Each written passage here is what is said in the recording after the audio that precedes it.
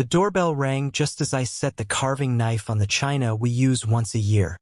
My mother hissed about ruining dinner, but my stepfather froze.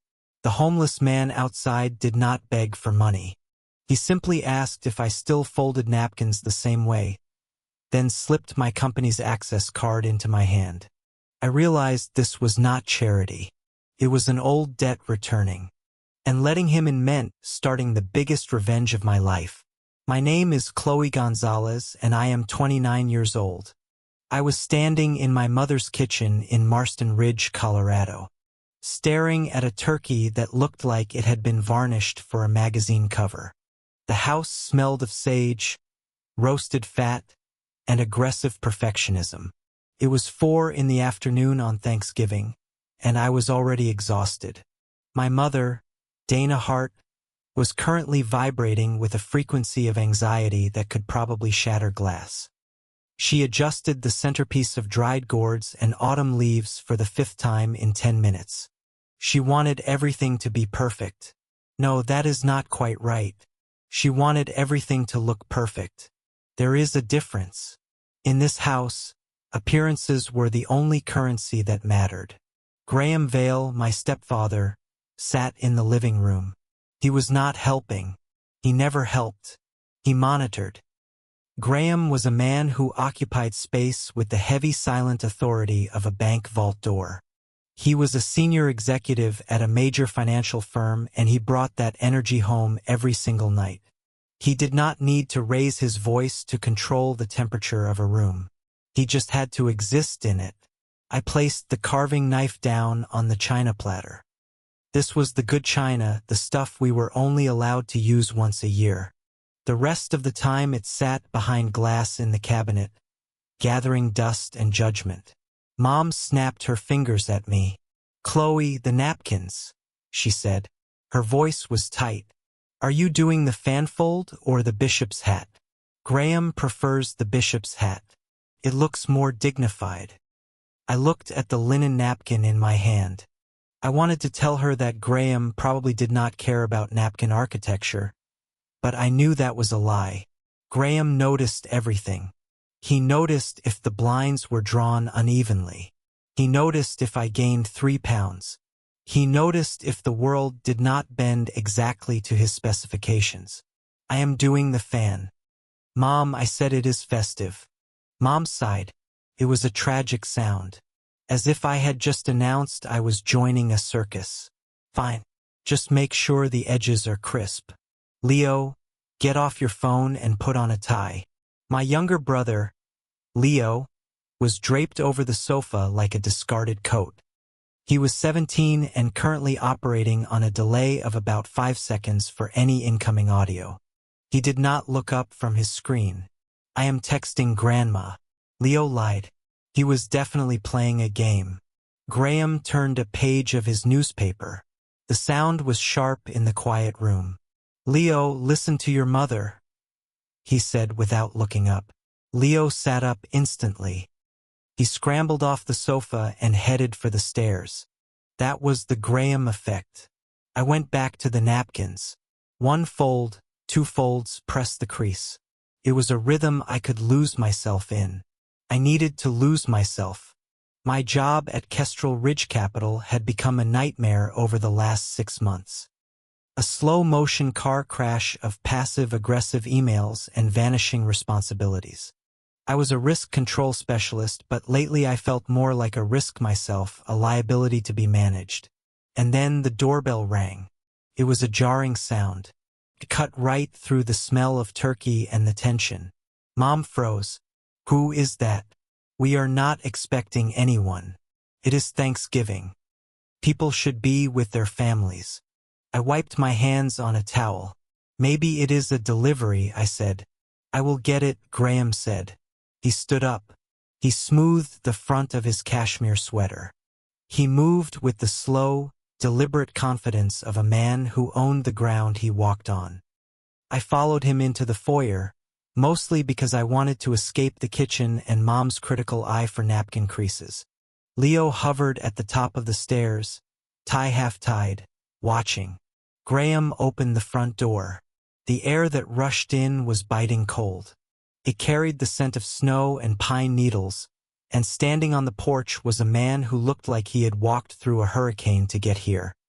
He was older, maybe late 50s or early 60s, though it was hard to tell. He wore a heavy wool coat that had once been expensive, but was now matted and stained with oil.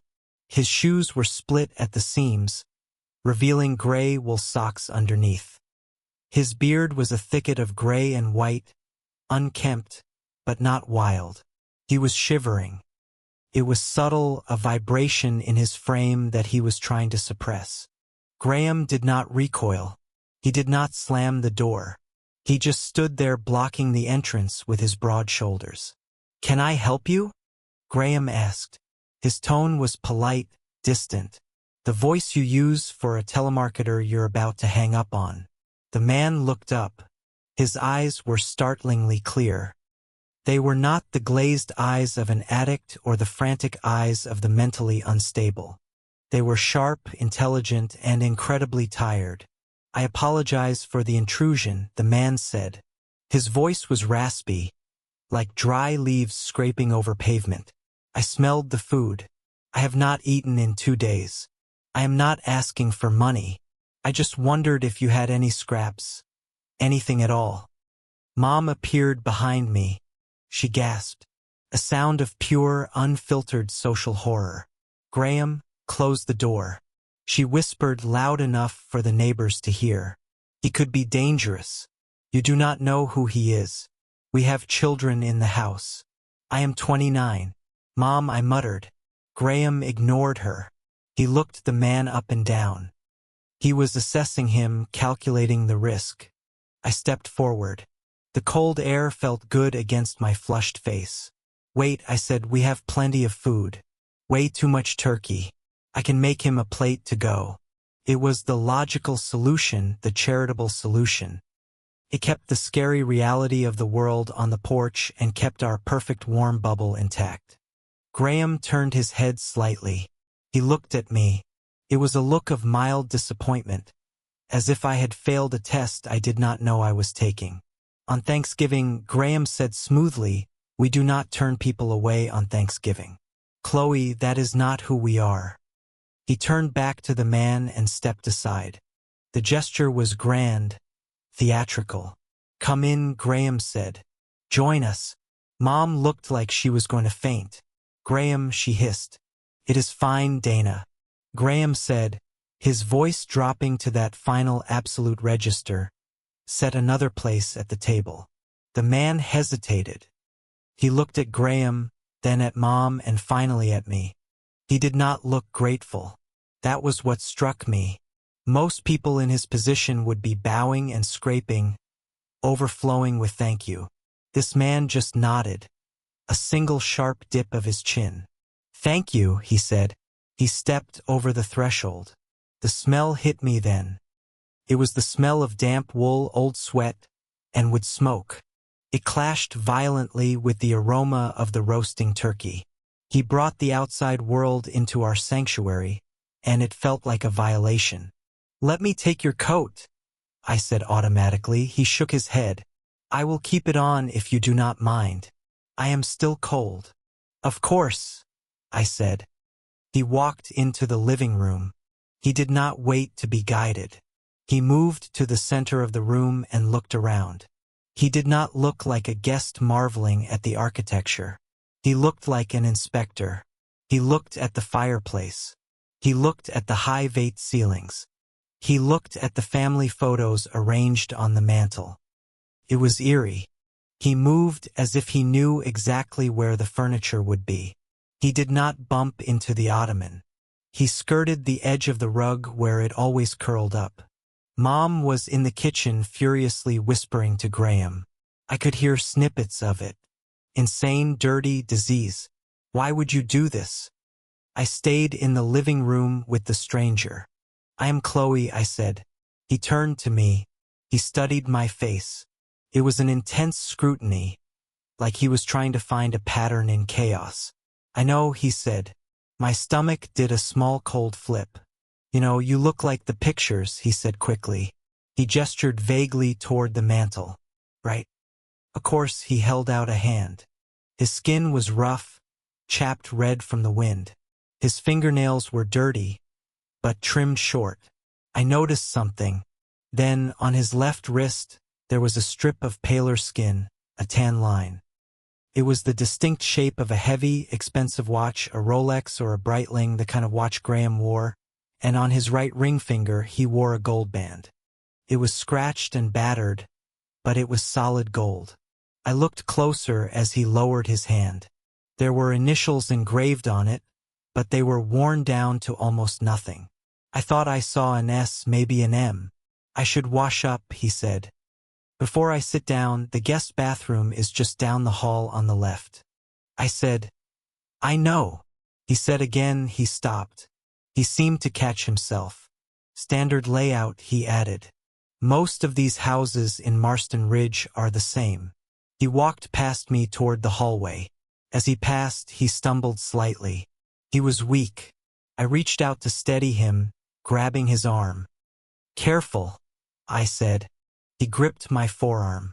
His grip was surprisingly strong.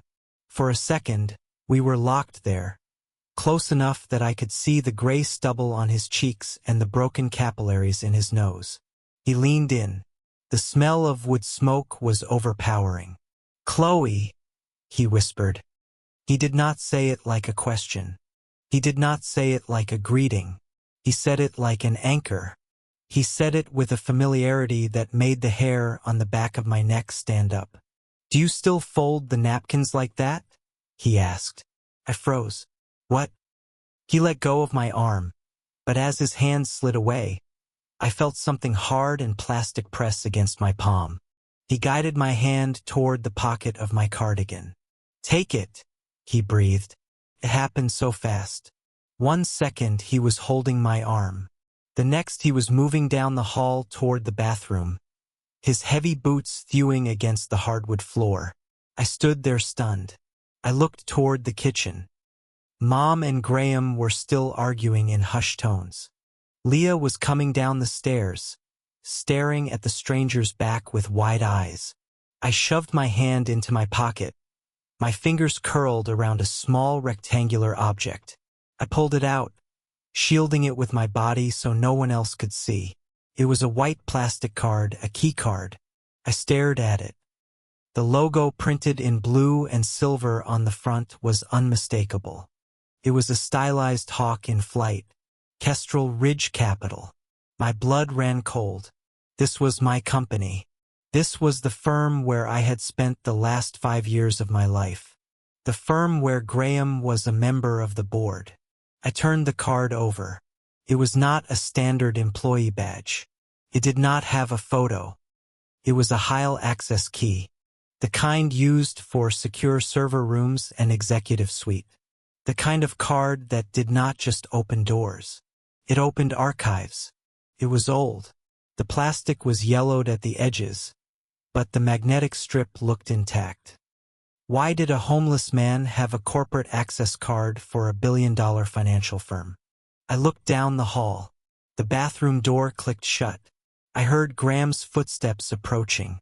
I shoved the card back deep into my pocket, my heart hammering against my ribs. Chloe, Graham asked. His voice was right behind me. I jumped. I turned around, forcing a smile onto my face. Felt brittle, like it might crack and fall off. Yes, I said. Is our guest comfortable?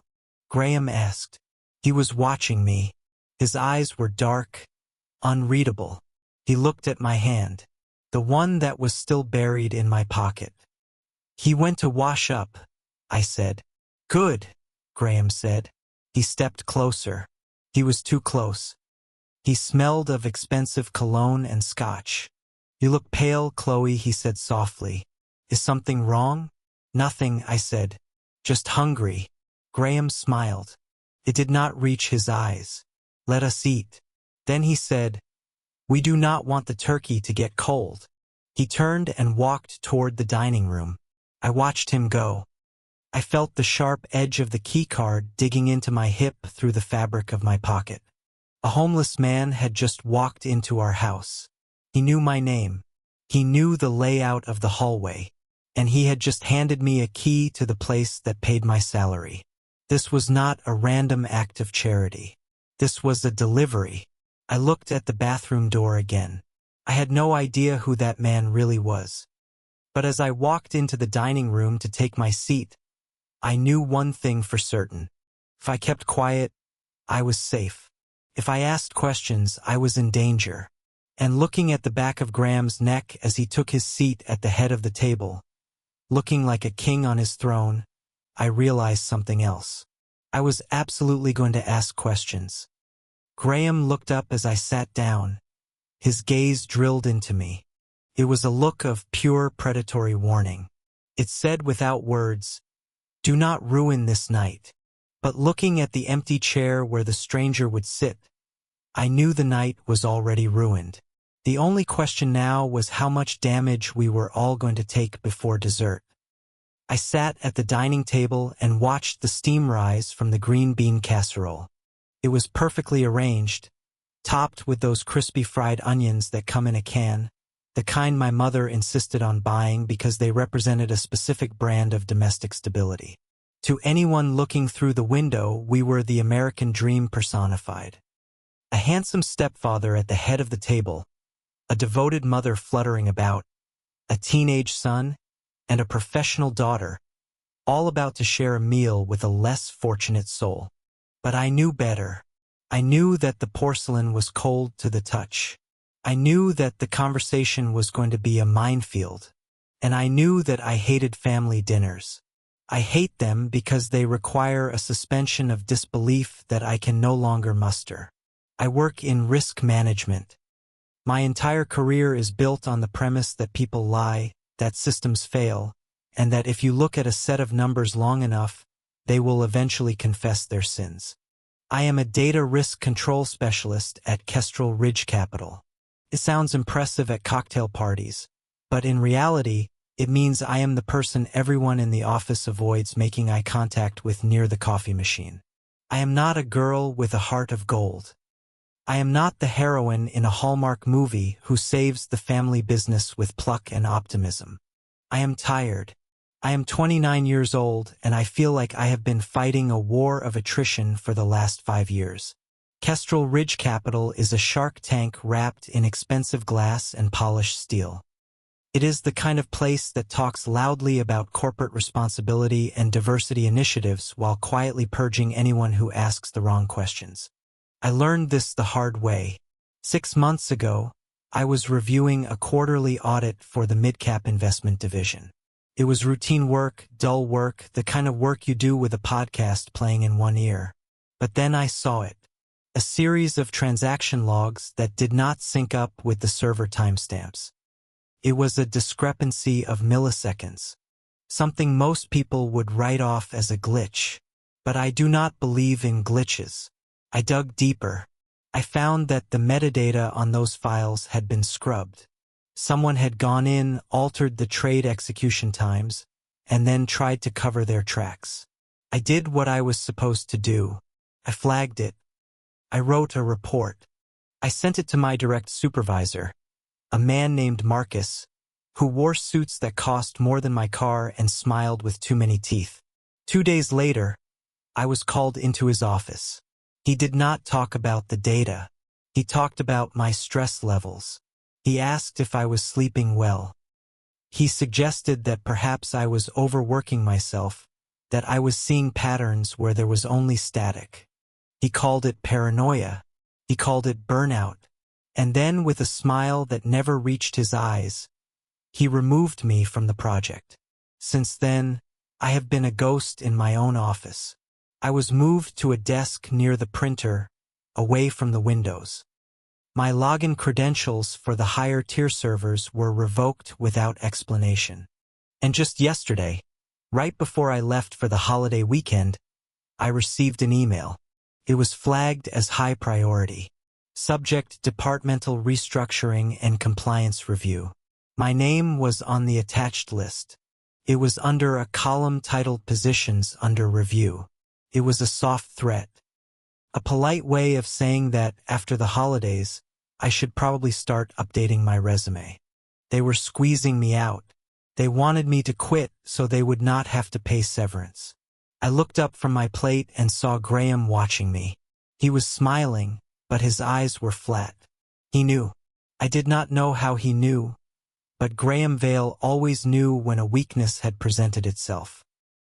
He sat at the head of the table like a monarch, his silver hair perfectly coiffed, his hands resting on the tablecloth. Graham was the reason my mother felt safe. She had married him 10 years ago, 3 years after my father died of a heart attack that left us with nothing but debt. Dana Hart was a woman who was terrified of the cold. She needed a furnace, and Graham was a blast furnace of wealth and security. She traded her voice for his protection. She kept the house clean. She folded the napkins, and she looked the other way when his temper flared, or when he made business calls behind closed doors that sounded more like threats than negotiations. She did not want to know the truth. She wanted the image. And right now the image was being threatened by the man sitting across from me. The stranger, Silas, had returned from the bathroom. He looked slightly better. He had washed his face and combed his fingers through his beard. He had taken off the heavy coat, revealing a flannel shirt that was worn thin at the elbows. He sat down in the empty chair with a slow, painful stiffness. "Thank you," Silas said. His voice was still raspy. Mom forced a smile. It was tight and brittle. "Well," she said, "we are just glad to have you. We were just about to start." Graham cleared his throat. It was a sound that demanded absolute silence. "In this house," Graham said, his voice deep and resonant, "we have a tradition. Before we eat, we say what we are thankful for. Keeps us grounded." He looked at the stranger. He was challenging him. He was daring this man, this intruder, to participate in our charade. "I will start," Graham said. He picked up his wine glass. The crystal caught the light from the chandelier. "I am thankful for order," Graham said. He looked directly at me. "In a chaotic world, order is the only thing that separates civilization from savagery. I am thankful that I have the strength to provide this home and the means to protect it." He took a sip of wine. It was a power move. He was not thanking God. He was thanking himself. Mom went next. Her voice fluttered. "I am thankful for my family, for having everyone together, for peace." She looked at the stranger nervously, as if expecting him to jump on the table and shatter the peace she cherished so much. Leo mumbled something about being thankful for his new gaming console, keeping his eyes on his plate. Then it was my turn. I felt the plastic card in my pocket. It was digging into my thigh. I gripped it under the table, my thumb running over the raised letters of the logo, Kestrel Ridge Capital. "I am thankful," I said, choosing my words with the precision of a bomb disposal technician. "For the truth, even when it is ugly, even when it is inconvenient, because eventually the truth is the only thing that lasts." Graham's jaw tightened just a fraction of an inch, but I saw it. "And now you, Mr. Mercer," Graham said, turning his gaze to the homeless man. "What does a man in your position find to be thankful for?" It was cruel. It was meant to humiliate him, to remind him that he was eating our food, sitting at our table, existing on our charity. Silas placed his hands on the table. I looked at his fingers again, the ring, the heavy knuckles. He did not look down. He did not look ashamed. He looked straight at Graham. "I am thankful that I am still visible," Silas said quietly. The room went silent. The clink of a fork against a plate would have sounded like a gunshot. "Most people think the worst part of being on the street is the cold," Silas continued. He spoke slowly, measuring every word, "or the hunger. And the hunger is bad. It gnaws at you until you cannot think. But that is not the worst part. The worst part is the ghosting." He looked at my mother. She blinked, surprised to be included. You walk down the street, Silas said, and people do not just ignore you. They look right through you. Their eyes slide over you like you are a flaw in the pavement. You cease to be a person. You become an obstacle, a statistic, a cautionary tale. You scream and no one hears. You bleed and no one sees. You are erased while you are still breathing. He paused. He took a breath that rattled in his chest. So I am thankful, he said, turning his eyes back to Graham, that tonight I am seen. I am thankful that I'm sitting at a table where people know I exist, where they cannot pretend I am just a ghost, because ghosts cannot talk, ghosts cannot eat, and ghosts certainly cannot collect on debts. My mother let out a small trembling breath. Oh, she whispered. She looked at Silas with sudden genuine pity. For a second, the socialite mask slipped, and I saw the woman she used to be before the fear took over. But Graham did not look pitiful. Graham looked at Silas the way a shark looks at a seal that has wandered into deep water. It was not fear. It was recognition. It was the look of a man who is mentally opening a filing cabinet, dusting off an old dossier, and calculating the liability. He knows him, I thought. The realization hit me with the force of a physical blow. Graham did not just invite a homeless man in to prove a point. He invited him in to assess the threat level. I watched the dynamic shift. Silas was not eating. He was leaning back. His posture relaxed despite his ragged clothes. He was holding Graham's gaze. There was no subservience in his eyes. There was a challenge. It was the look of a man who has nothing left to lose, staring at a man who has everything to lose. Graham picked up his knife and fork. The metal scraped against the china. A harsh grating sound. Well, Graham said that was very poetic, but let us not let the food spoil. Chloe passed the potatoes. He dismissed Silas's humanity with a request for carbohydrates. It was classic Graham. If you cannot control it, minimize it. If you cannot minimize it, ignore it until it goes away. I picked up the heavy bowl of mashed potatoes. My hands were shaking slightly. I passed them to Graham. As I did, I glanced at Silas. He was looking at me. He gave a microscopic nod. It was barely visible, just a dip of the chin. I gave you the key, the look said. Now you have to decide if you are going to use it. I reached into my pocket again. The card felt hot against my palm. If this man was just a random drifter, how did he have a level 4 security pass to Kestrel Ridge? And not just any pass, an old one, the kind they used 5 or 6 years ago before they switched to the biometric chips. I thought about the email I had received, the restructuring, the feeling that I was being erased at work. And then I looked at Silas, a man who had been literally erased from society. Was there a connection? Graham was spooning potatoes onto his plate. He looked calm, too calm. But I saw the tension in his neck. A small vein was throbbing just above his collar. He was terrified. The question was, what was he terrified of? And more importantly, if this was a trap, who was setting it? Was Silas trapping Graham? Or had Graham lured Silas in to silence him? I looked at the turkey. It suddenly looked less like a festive meal and more like a carcass. I am not hungry, I said. Eat, Graham commanded. He did not look up. We are a family. We eat together. I picked up my fork. I stabbed a green bean. I will eat. I thought, but I'm not swallowing your lies anymore. The dinner conversation resumed, halting and awkward. Mom asked Silas where he was from. He gave vague answers here and there around. I used to work in finance a lifetime ago. That made Graham freeze with a fork halfway to his mouth. Finance? Mom asked, trying to be polite. Oh, Graham works in finance. Maybe you know some of the same people. Silas smiled.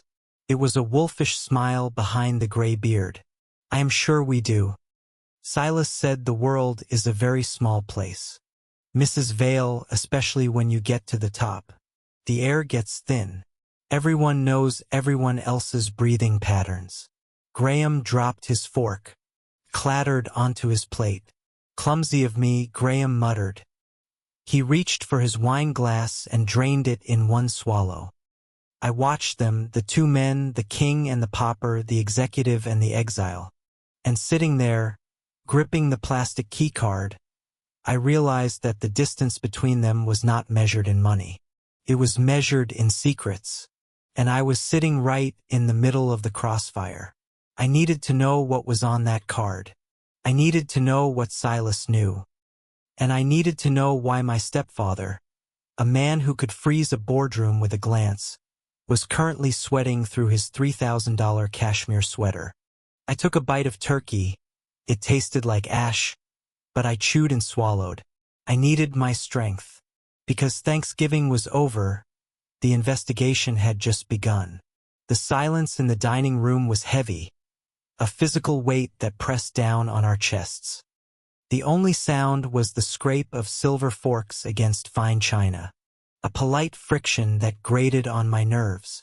My mother, desperate to fill the void, cleared her throat. It was a nervous, fluttering sound. "So, Mr. Mercer," she said, her voice pitched a little too high, a little too bright. "You mentioned you used to work in finance. That is fascinating. What exactly did you do?" Silas looked up from his plate.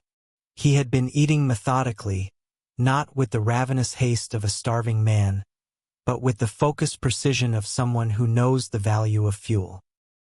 He wiped his mouth with the linen napkin, the fanfold I had spent 20 minutes perfecting, and placed it gently on the table. "I worked in education, mostly," Silas said. His voice was calm, contrasting sharply with his ragged appearance. Financial literacy for underserved communities, helping people understand how the systems above them were designed to keep them exactly where they were. It was a vague answer. It was the kind of answer you give at a cocktail party when you do not want to talk about your job. But there was an edge to it, a sharpness that suggested the curriculum he taught was not about balancing checkbooks. "That sounds very noble," Mom said, latching on to the word education like a lifeline. "Doesn't it? Graham helping the community." Graham did not answer immediately.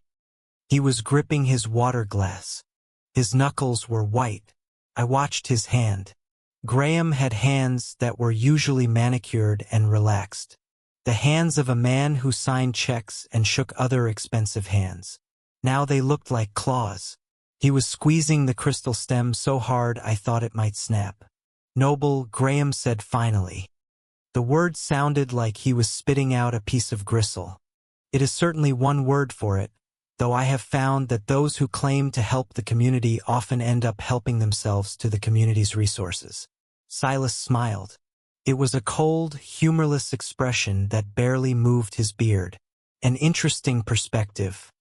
"Mr. Vale," Silas said, "especially coming from a man in your position. I suppose when you look down from a certain height, everything looks like a resource to be harvested, even people." The tension in the room ratcheted up another notch. My brother Leo stopped chewing. He looked back and forth between Graham and Silas, sensing the violence in the air, even if he did not understand the language. I needed to know. The plastic key card in my pocket felt like it was burning a hole through the fabric. I needed to push. "You seem to know a lot about us, Silas," I said. I kept my voice steady, channeling the professional detachment I used when auditing a non-compliant department. "And you have things in your possession that suggest you were not always in education." I saw Graham's head snap toward me. His eyes widened. He knew. He knew I had seen something. Silas turned to me. His eyes softened slightly, but the intensity remained. "We accumulate things. Chloe," he said softly. "Life leaves debris in our pockets. Sometimes it is trash. Sometimes it is a key to a door we thought was locked forever." "Where did you get it?" I asked. I did not specify what it was. I did not have to. Silas leaned forward. He rested his elbows on the table. violating one of my mother's cardinal rules of etiquette. But nobody dared correct him. "You are asking the wrong person," he said. His voice dropped, becoming an intimate whisper that carried across the table like a shout. "If you want to know about keys and doors and who holds the locks, you sitting at the head of the table." I looked at Graham. He was pale. A sheen of sweat had appeared on his upper lip. "Graham," I said. "Enough!" Graham barked. He slammed his hand down on the table. The silverware jumped. My mother gasped, her hand flying to her throat.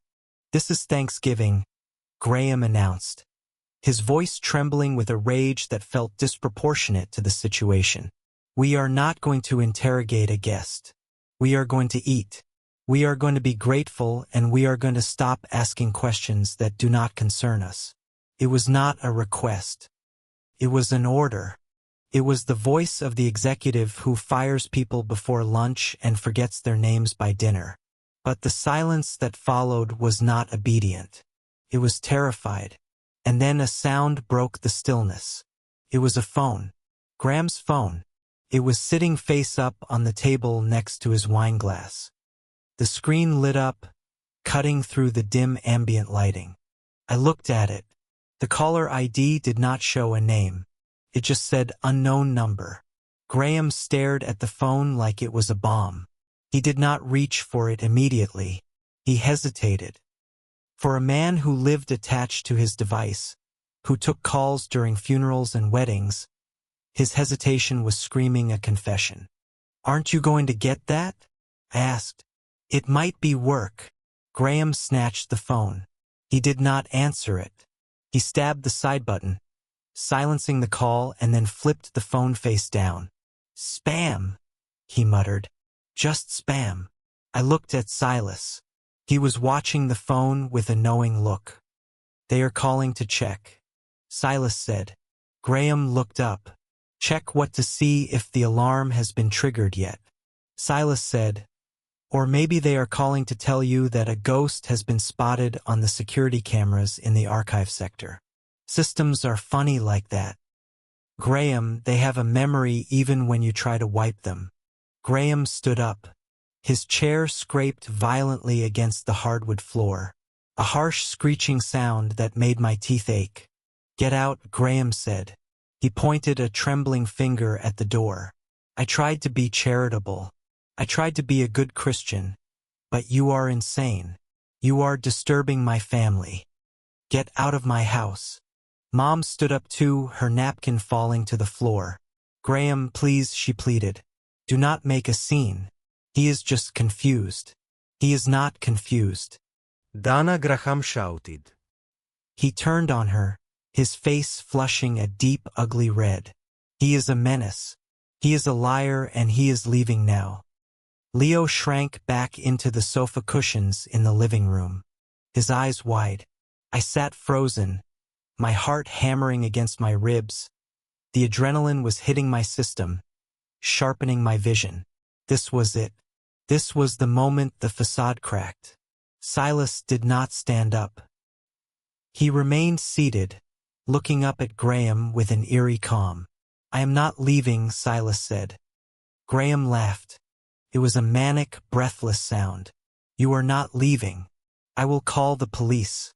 I will have you dragged out of here in handcuffs. Do you know who I am? Do you know who the police chief has lunch with every Tuesday? I know exactly who you are." "Graham," Silas said. "That is the problem."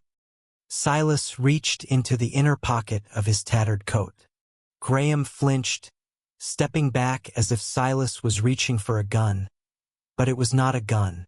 Silas pulled out a thick manila envelope. It was wrinkled and stained with what looked like coffee and dirt, but the seal was unbroken. He tossed it onto the center of the table. It landed with a heavy slap right between the turkey and the candied yams. "I did not come here to beg for food," Silas said, his voice hard as steel, "and I did not come here for your charity. I came to take back what you stole." "Stole?" Mom whispered. She looked at Graham, her eyes wide with confusion. "Graham, what is he talking about?" He is crazy. Graham yelled. Do not listen to him. He is a paranoid schizophrenic. I have seen his file. He thinks the government is tracking his teeth. Silas ignored him. He looked at me. Open it, Chloe. I looked at the envelope. Then I looked at Graham. He was breathing hard, his chest heaving.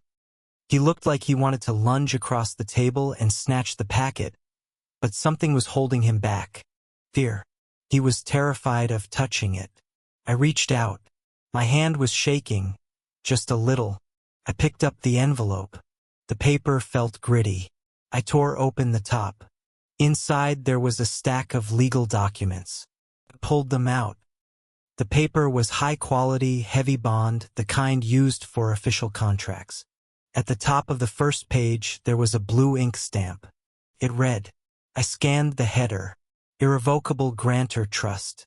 My eyes skipped down the legal jargon, the wheres and the hereby, searching for the names. Gertor Silas a Mercer Trustei Graham Vale. My breath hitched. I looked further down. Primary beneficiary. The name was typed in bold, uppercase letters. Chloe Elizabeth Gonzalez. I stopped breathing. The room seemed to tilt on its axis. Chloe. Mom asked. What is it? I looked up at Silas. He was watching me with an expression of intense sorrow. Me? I whispered. Why is my name on this? Mom leaned over my shoulder. She read the line.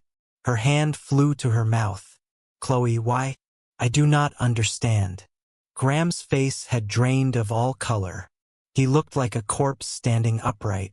Give me that. Graham hissed. He lunged forward. I pulled the papers back, clutching them to my chest. No, I said. It is a forgery, Graham screamed. He was losing it now. The polished executive was gone, replaced by a desperate, cornered animal. He typed it up at the library. It means nothing.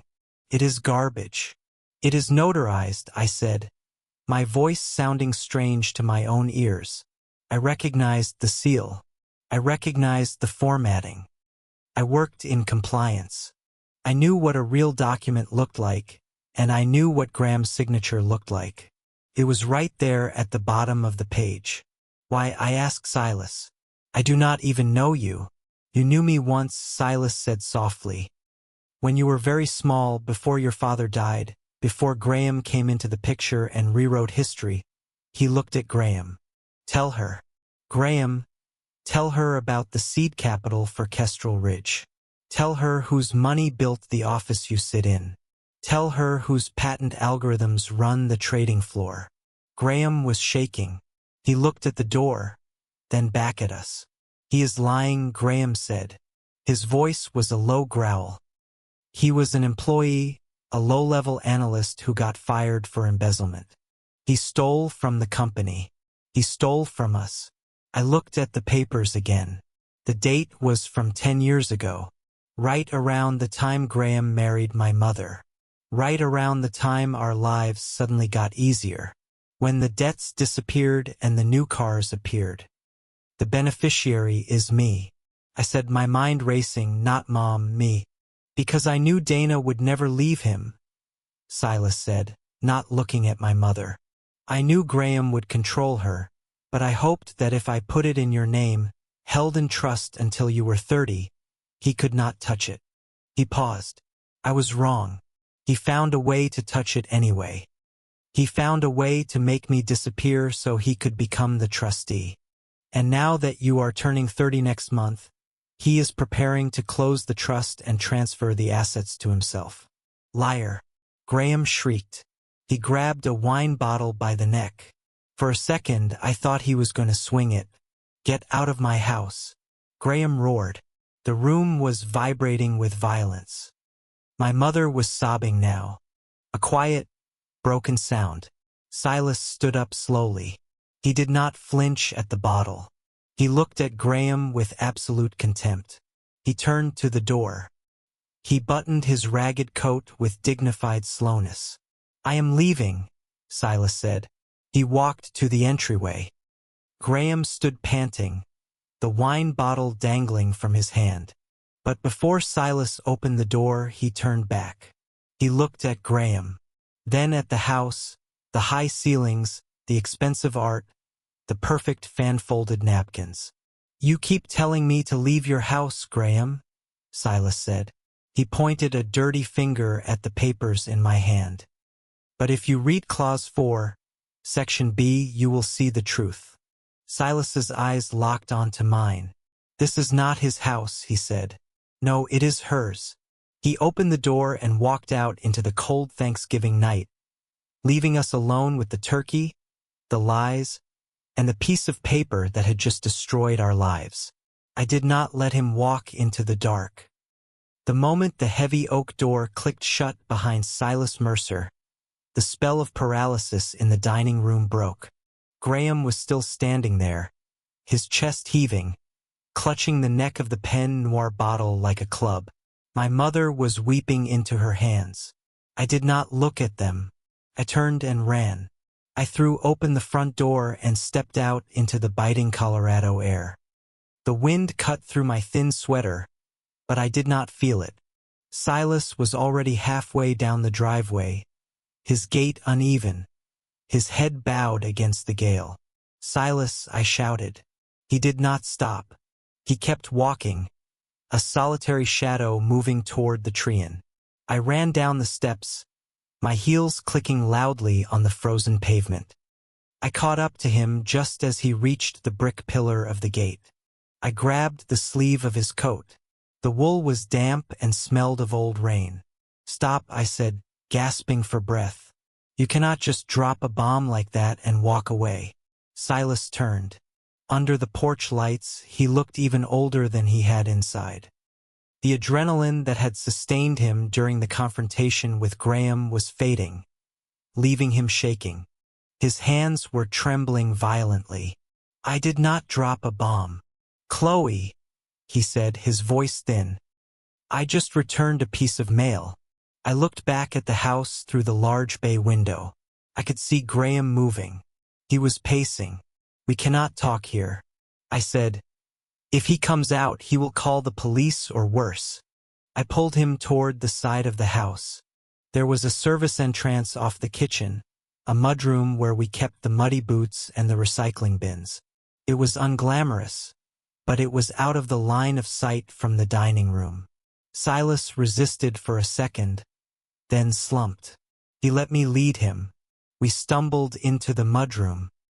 It was cold, but warmer than the outside. I locked the door behind us and flipped on the dim overhead light. Silas leaned against the washing machine, sliding down until he was sitting on the tiled floor. He looked like a puppet with cut strings. I knelt in front of him. The envelope was still clutched in my hand. "Talk," I said, "and do not give me riddles. Who are you really? And why does my stepfather look like he wants to kill you?" Silas closed his eyes for a moment. When he opened them, the fog was gone. The sharp, analytical intelligence I had glimpsed earlier was back. "I told you," he said. "I am a co-founder, but not of Kestrel Ridge as you know it today." I shook my head. "That is impossible." Kestrel Ridge was founded by Graham Vale and the board of directors in 2010. I have read the company history. It is in the employee handbook. It is on the plaque in the lobby. Silas let out a dry hacking laugh. "History is written by the people who own the ink." Chloe Kestrel Ridge started 3 years before that in a basement in Boulder. It was me, Graham, and a brilliant quant analyst named Eris who is now conveniently dead. We built the algorithmic trading model that the entire firm runs on. My mind raced. The trading model, the black box. It was the company's crown jewel, the secret sauce that made Kestrel Ridge billions. Everyone assumed Graham had purchased the code. "You wrote the code?" I asked. "I wrote the logic," Silas said. "Graham wrote the contracts. And when the model started printing money, Graham realized he did not want to split the pie 3 ways. He looked at his hands. They were scarred and dirty, but I could imagine them typing on a keyboard, building empires out of data. How did he do it? I asked. How did he erase you? The oldest trick in the corporate playbook, Silas said. Embezzlement. He planted funds in a personal account I used for research expenses. Then he brought in a compliance team he owned. They froze my assets on a Monday morning. By Tuesday afternoon, they had a confession I never signed. By Wednesday, they threatened to prosecute if I did not sign over my equity and vanish. I felt a chill that had nothing to do with the temperature. This sounded familiar. It sounded exactly like the restructuring threat I had received in my email. The soft pressure, the fabricated evidence. I fought it. Of course, Silas continued, but lawyers cost money. And Graham had frozen everything. He took my house. He took my reputation. He used the internal company newsletter to paint me as a traitor who stole from pension funds. He destroyed my name so thoroughly that even my own brother would not take my calls. I stared at the envelope in my hand and the trust that was the fail-safe. Silas said, I set it up before the fall. I knew Graham was getting greedy. I moved a block of assets, early crypto holdings, some intellectual property rights into an irrevocable trust. I named a beneficiary he would never suspect. Me, I whispered. But why? Because you were the only thing in that house he could not control. Silas said, I saw you once when you were 19. You came to the office to bring Graham his lunch. You looked at the trading floor with this look, not of awe, but of suspicion. You asked me why the monitors were refreshing at different rates. You noticed the lag. He smiled faintly. Graham saw a stepdaughter. I saw an auditor. I knew that if anyone could ever unlock that trust and use the weapon inside, it would be the girl who noticed the lag. I gripped the envelope tighter. So, you came back now because the trust is maturing. No, Silas said. His face went rigid. I came back because yesterday morning someone slipped a note under the cardboard box I sleep in. He reached into his pocket and pulled out a crumpled piece of paper. He handed it to me. It was a printout, plain white paper, courier font. They are scrubbing the archives this week. If you want to live, knock on the door at Thanksgiving dinner. Ask for the napkins.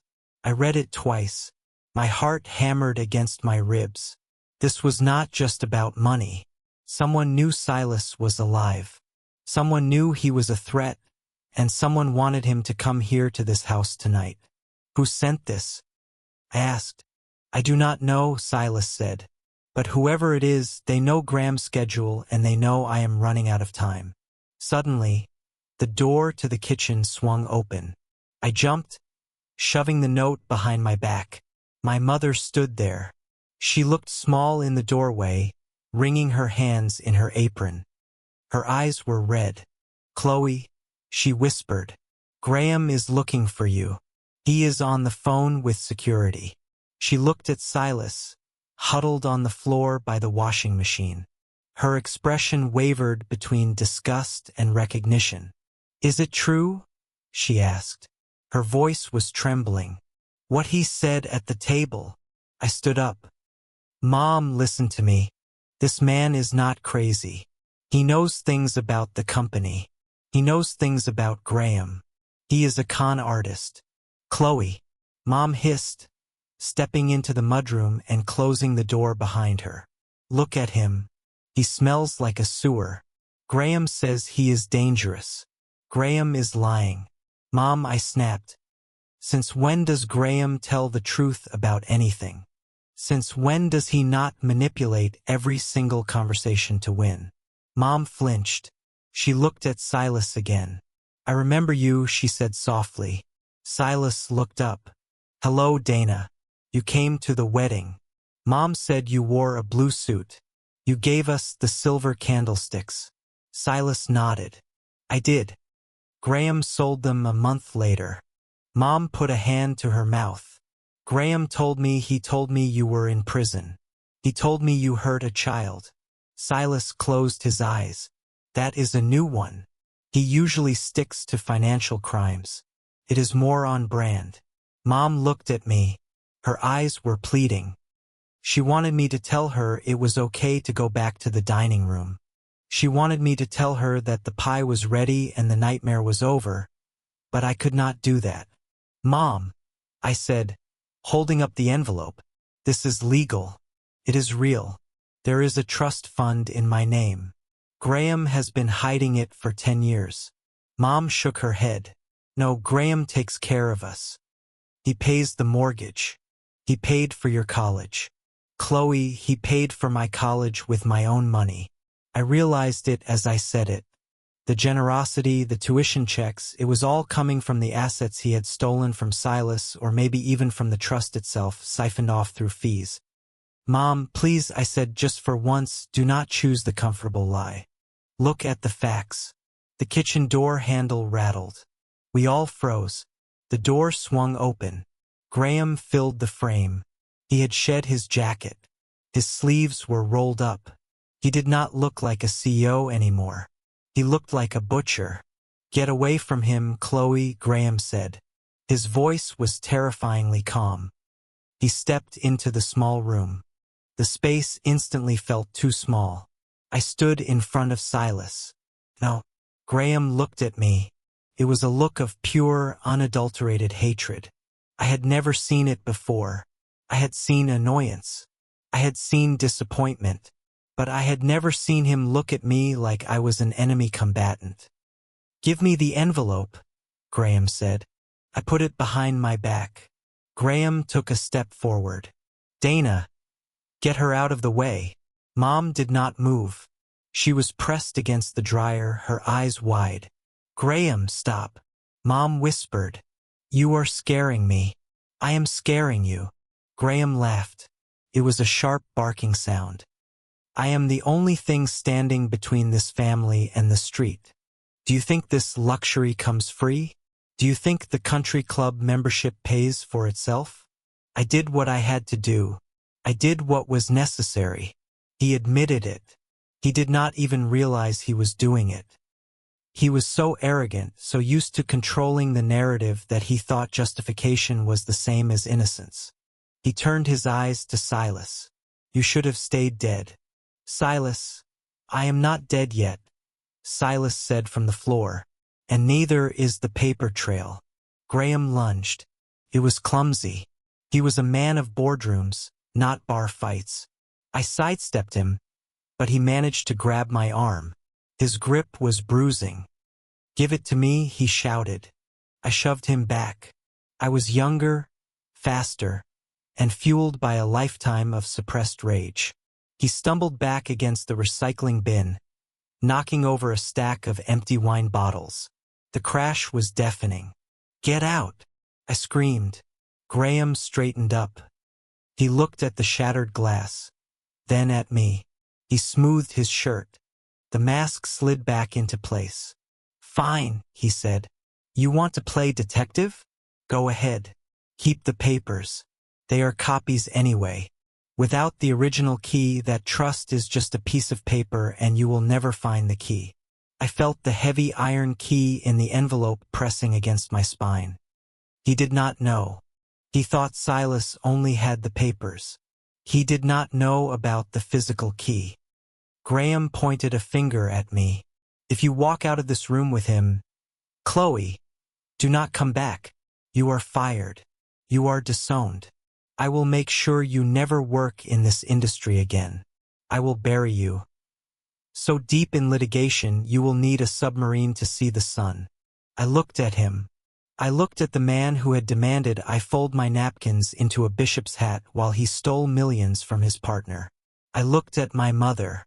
She was crying silently, unable to look at me. She had made her choice. She was staying in the warm house with the monster. I helped Silas to his feet. "I am not the one who is going to be buried." "Graham," I said. I opened the exterior door of the mudroom. The cold wind rushed in again, cleansing the air. "Come on, Silas," I said. We walked out into the night. I did not look back at the house. I heard Graham shouting something behind us, but the wind tore his words away. We walked to my car. A sensible sedan parked at the end of the driveway. I unlocked it and helped Silas into the passenger seat. He groaned as he sat down. I got in the driver's seat and locked the doors. My hands were shaking so hard I could barely put the key in the ignition.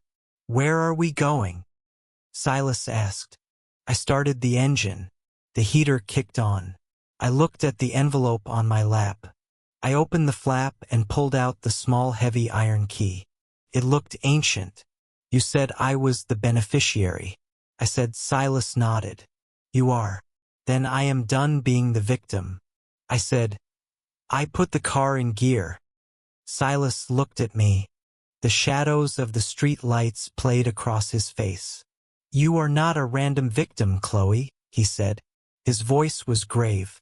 "You are the key, and they are trying to break you in the lock." I gripped the steering wheel. "Let them try," I said. I slammed on the gas. The tires spun on the gravel, and then we were moving, leaving the perfect house on the hill behind us, driving straight into the darkness where the truth was waiting. The drive to my apartment was a blur of street lights and silence. Silas slept in the passenger seat, his head leaning against the window. Exhausted by the adrenaline crash, I gripped the steering wheel until my knuckles turned white. My mind replaying the scene in the dining room like a corrupted video file. When we arrived at my place, a modest one-bedroom in a complex that smelled of industrial carpet cleaner, I did not offer Silas food or a shower. Not yet. I settled him onto the beige sofa with a blanket, and then I went straight to my kitchen island. I cleared away the stack of unpaid bills and set up my laptop. It was 2 o'clock in the morning. The world outside was dark, but the world inside my screen was blindingly bright. I reached into my pocket and pulled out the plastic key card Silas had given me under the harsh light of the kitchen pendant. It looked innocuous, just a piece of yellowing plastic with the Kestrel Ridge Hawk logo fading near the edges. But to a compliance officer, it was not just plastic. It was a credential. I had a USB card reader in my bag, a standard piece of equipment for remote work. I plugged it into my laptop. The computer chimed. I took a deep breath and swiped the card. I expected an error message. I expected a red box saying access denied or card expired. Kestrel Ridge updated its security protocols every 90 days. A card this old should have been digital garbage. Instead, a terminal window popped up, verifying legacy protocol handshake complete. Welcome user admin Shadow 04. My breath hitched. It was not a standard employee login. It was a root access profile likely created during the system's infancy and never purged. It bypassed the modern biometric firewall because the system viewed it as a foundational architect, something too deep in the code to question. I was in. I did not go for the personnel files. I did not go for the emails. I went straight for the money. I opened the data warehouse interface. It was a sprawling map of numbers and nodes, a digital representation of billions of dollars moving through the veins of the global economy. I typed in a query for the charity and outreach sector. Silas had mentioned a trust, but trusts are fed by income streams. If Graham was stealing, he had to be moving the money somewhere before it landed in his pocket. The screen filled with rows of data. At first glance, it looked clean. Kestrel Ridge donated millions to various causes, art museums, opera houses, cancer research, but I filtered the search. I looked for the outliers. I looked for the Thanksgiving Fund. It was officially listed as the Season of Giving Initiative, a charitable arm chaired by my mother, Dana Hart. It was supposed to provide meals for the indigent. I pulled the transaction logs for the last 18 months. I stared at the screen. The pattern was so obvious, it was insulting. Most charities receive lump sums. A check for $50,000 here, a grant for $100,000 there. But this fund was different. It was receiving thousands of microtransactions. $9,500, $9,800, $9,900. They were all just under the $10,000 reporting threshold. In the banking world, we call this structuring or smuffing. It is the most basic, clumsy form of money laundering there is. You break a large sum into small chunks to avoid triggering a currency transaction report to the federal government. I exported the data into a spreadsheet.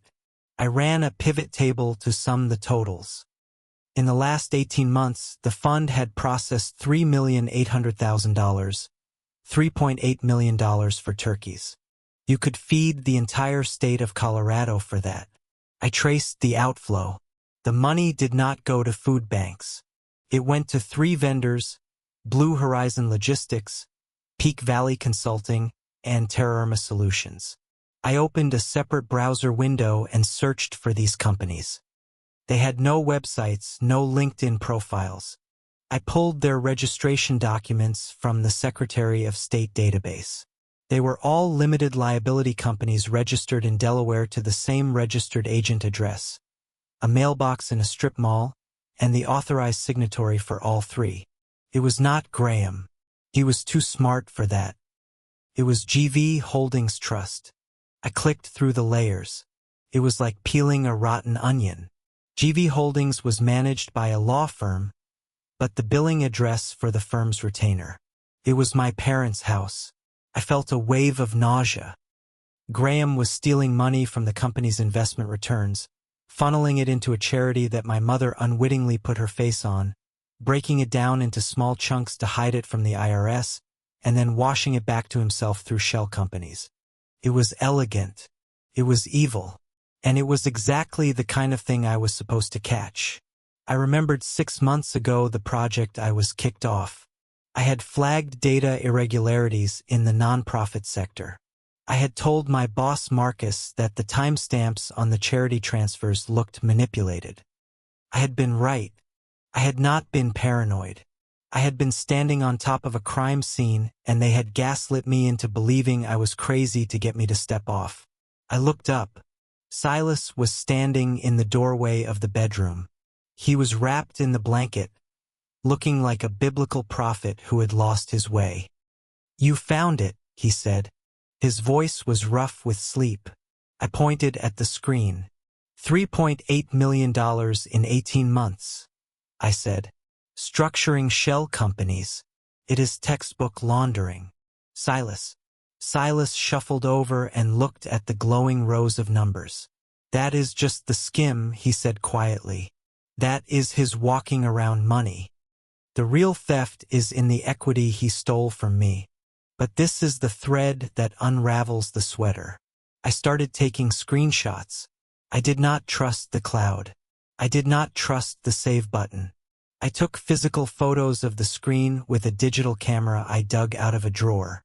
Then I exported the raw data files. I opened a command prompt. I ran a checksum utility to generate a cryptographic hash of the file's SHA-26. It created a unique digital fingerprint for the data. If anyone tried to alter these files later to claim I forged them, the hash would not match. This was chain of custody 101. I was preserving the evidence like I was preparing for a murder trial because that is what this was, a murder of the truth. Suddenly, there was a sound at my front door, the turning of a lock. I froze. My heart hammered against my ribs. I looked at the time, 3:45 in the morning. Only one other person had a key to my apartment. I slammed the laptop shut and shoved the plastic card under the toaster. The door opened. Chloe. It was my mother. She stepped inside, shaking snow off her coat. She looked wrecked. Her makeup was smeared. Her eyes swollen almost shut. She was wearing sweatpants and boots. A jarring departure from the perfectly tailored woman who had hosted dinner hours ago. "Mom." I stood up, blocking the view of the kitchen island. "What are you doing here?" She rushed toward me. She smelled of cold air and Graham's expensive car leather. I drove over. She sobbed. "Graham is beside himself. He is on the phone with the lawyers. Chloe, you have to stop this." She reached for my hands. Her palms were damp. "Where is he?" she whispered, looking around wildly. "Is that man here?" "He is sleeping," I said coldly. "And his name is Silas." "Mom, please, you have to listen to me." Mom squeezed my hands so hard it hurt. "No, you listen to me. Graham says you stole confidential property. He says he can have you arrested. He says, if you return the papers and the whatever else you took, he will let it go. He will pay for you to take a sabbatical. You can go to Europe. You can rest." I pulled my hands away. "Rest, Mom. I am not tired. I am furious." I walked back to the laptop. I opened it. The screen flared to life, illuminating the spreadsheet. "Look at this, Mom," I said. She recoiled. "I do not want to see it." "Look at it," I shouted. I pointed to the column labeled Season of Giving Fund. "This is your charity, Mom. The one you are so proud of. The one you give speeches for. Look where the money is going. Terra Firma Solutions. Do you know what that is? It is Graham. It is all Graham. He is using your name to wash dirty money." Mom shook her head violently, covering her ears like a child. "Stop it. I do not understand these numbers. Graham takes care of the finances. That is his job. He is making you an accomplice to a federal crime." I said, "If the FBI walks in here tomorrow, your name is on the header of this fund. You could go to prison, Mom." She began to cry, great heaving sobs that shook her small frame. "Why are you doing this?" she wailed. "We were happy. We were safe. Why did you have to open the door? Why did you have to let him in?" I looked at her. I saw the fear that had been piloting her life for the last 10 years. She was not protecting Graham because she loved him. She was protecting him because the alternative, admitting that her perfect life was built on a crime, was too terrifying to contemplate. I did not let him in. "Mom," I said softly. The truth was already inside. It was rotting under the floorboards. I just turned on the light. Mom looked up at me. Her face was a mask of tragedy. "Graham will destroy you, Chloe," she whispered. "He has destroyed better people than you. He will take your job. He will take your home. He will make sure you never work again. Please just give it back. Be my daughter. Be a good girl." I felt a crack in my chest. I looked at the woman who had taught me to fold napkins and smile when I was hurting. I loved her, but I could not be her. "I am already destroyed." "Mom," I said, my voice was steady, surprising even me. "My career is a joke. My integrity is gone. I have spent 5 years working for a lie. If he wants to take the rest, let him try." Mom stared at me for a long time. Then slowly the light went out of her eyes. She realized she had lost. She stepped back. She buttoned her coat with trembling fingers. "You are making a mistake," she said. Her voice was hollow. She turned and walked out the door. She did not look back. She did not say goodbye. She just closed the door, leaving me in the silence of the kitchen. I stood there for a moment, listening to her footsteps fade down the hallway. I felt a profound sense of isolation. I had just severed the last tether to my safety net. I turned back to the computer. Silas was watching me. He did not say anything. He knew there was nothing to say. I sat down. I had the data. I had the hash.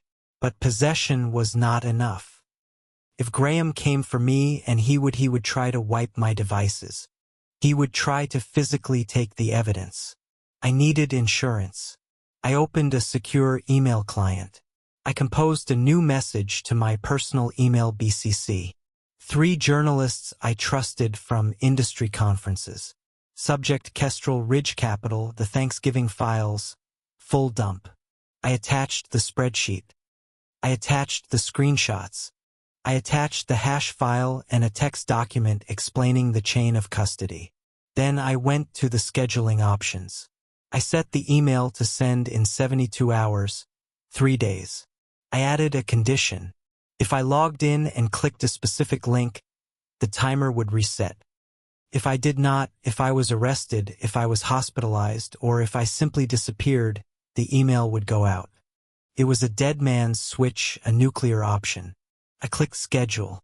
The screen confirmed message scheduled. I closed the laptop. I looked at Silas now. I said, "We need to move. They know where I live." Silas nodded. He stood up and gathered his blanket. "You are a dangerous woman." "Chloe Gonzalez," he said. I looked at the plastic card sitting on the counter. "I am not dangerous." I said, "I am just compliant, and I'm about to conduct the most aggressive audit this company has ever seen." The morning sun did not bring clarity. It brought a digital execution. I woke up at 7 o'clock on the sofa, my neck stiff and my mouth tasting like stale coffee. The blanket I had given Silas was folded neatly at the other end of the couch, but Silas was gone. I called his name, checking the bathroom and the small kitchenette, but the apartment was empty. He had vanished as quietly as he had arrived, leaving nothing behind but the faint, lingering smell of wood smoke and old wool. I reached for my phone to call him, realizing halfway through the motion that he did not have a phone. Then I saw the notifications. There were 19 of them. The first was from the Kestrel Ridge IT department. Alert: suspicious activity detected. Remote access session terminated. The second was from Human Resources. Subject: notice of administrative leave pending internal investigation. I sat down on the edge of the coffee table, my heart thumping a slow, heavy rhythm against my ribs. I tapped on my work email app. It did not open. Instead, a gray box appeared with a padlock icon and a single word: disabled. They had not just locked the door. They had changed the locks and burned the key. I tried my laptop. I entered my password. Incorrect credentials. I tried the admin backdoor I had used the night before. Access denied. They had plugged the hole. The speed of it was terrifying. It meant that while I was sleeping, a team of engineers had been awake, scrubbing my digital existence from the company servers. Then my phone rang. The screen displayed the name Marcus Thorne. He was my direct supervisor, a man who viewed empathy as a quarterly liability. I swiped to answer. I put the phone on speaker and set it on the table. I needed to record this, but I knew better than to use a device they might be monitoring. I grabbed my old digital recorder from the junk drawer and pressed play. "Chloe," Marcus said. His voice was warm. It was a terrifyingly soft, reasonable voice. The kind of voice you use when you are talking a jumper off a ledge. "Good morning, Marcus." I said, "I assume you are calling to explain why I cannot log in." "I am calling because we are concerned about you." Marcus said, "We received some disturbing reports early this morning.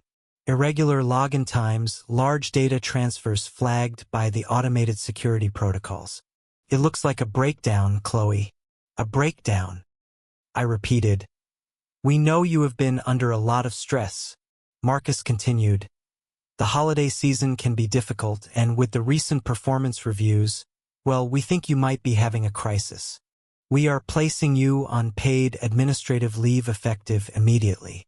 He paused, letting the silence do the heavy lifting. "Do not worry about the data.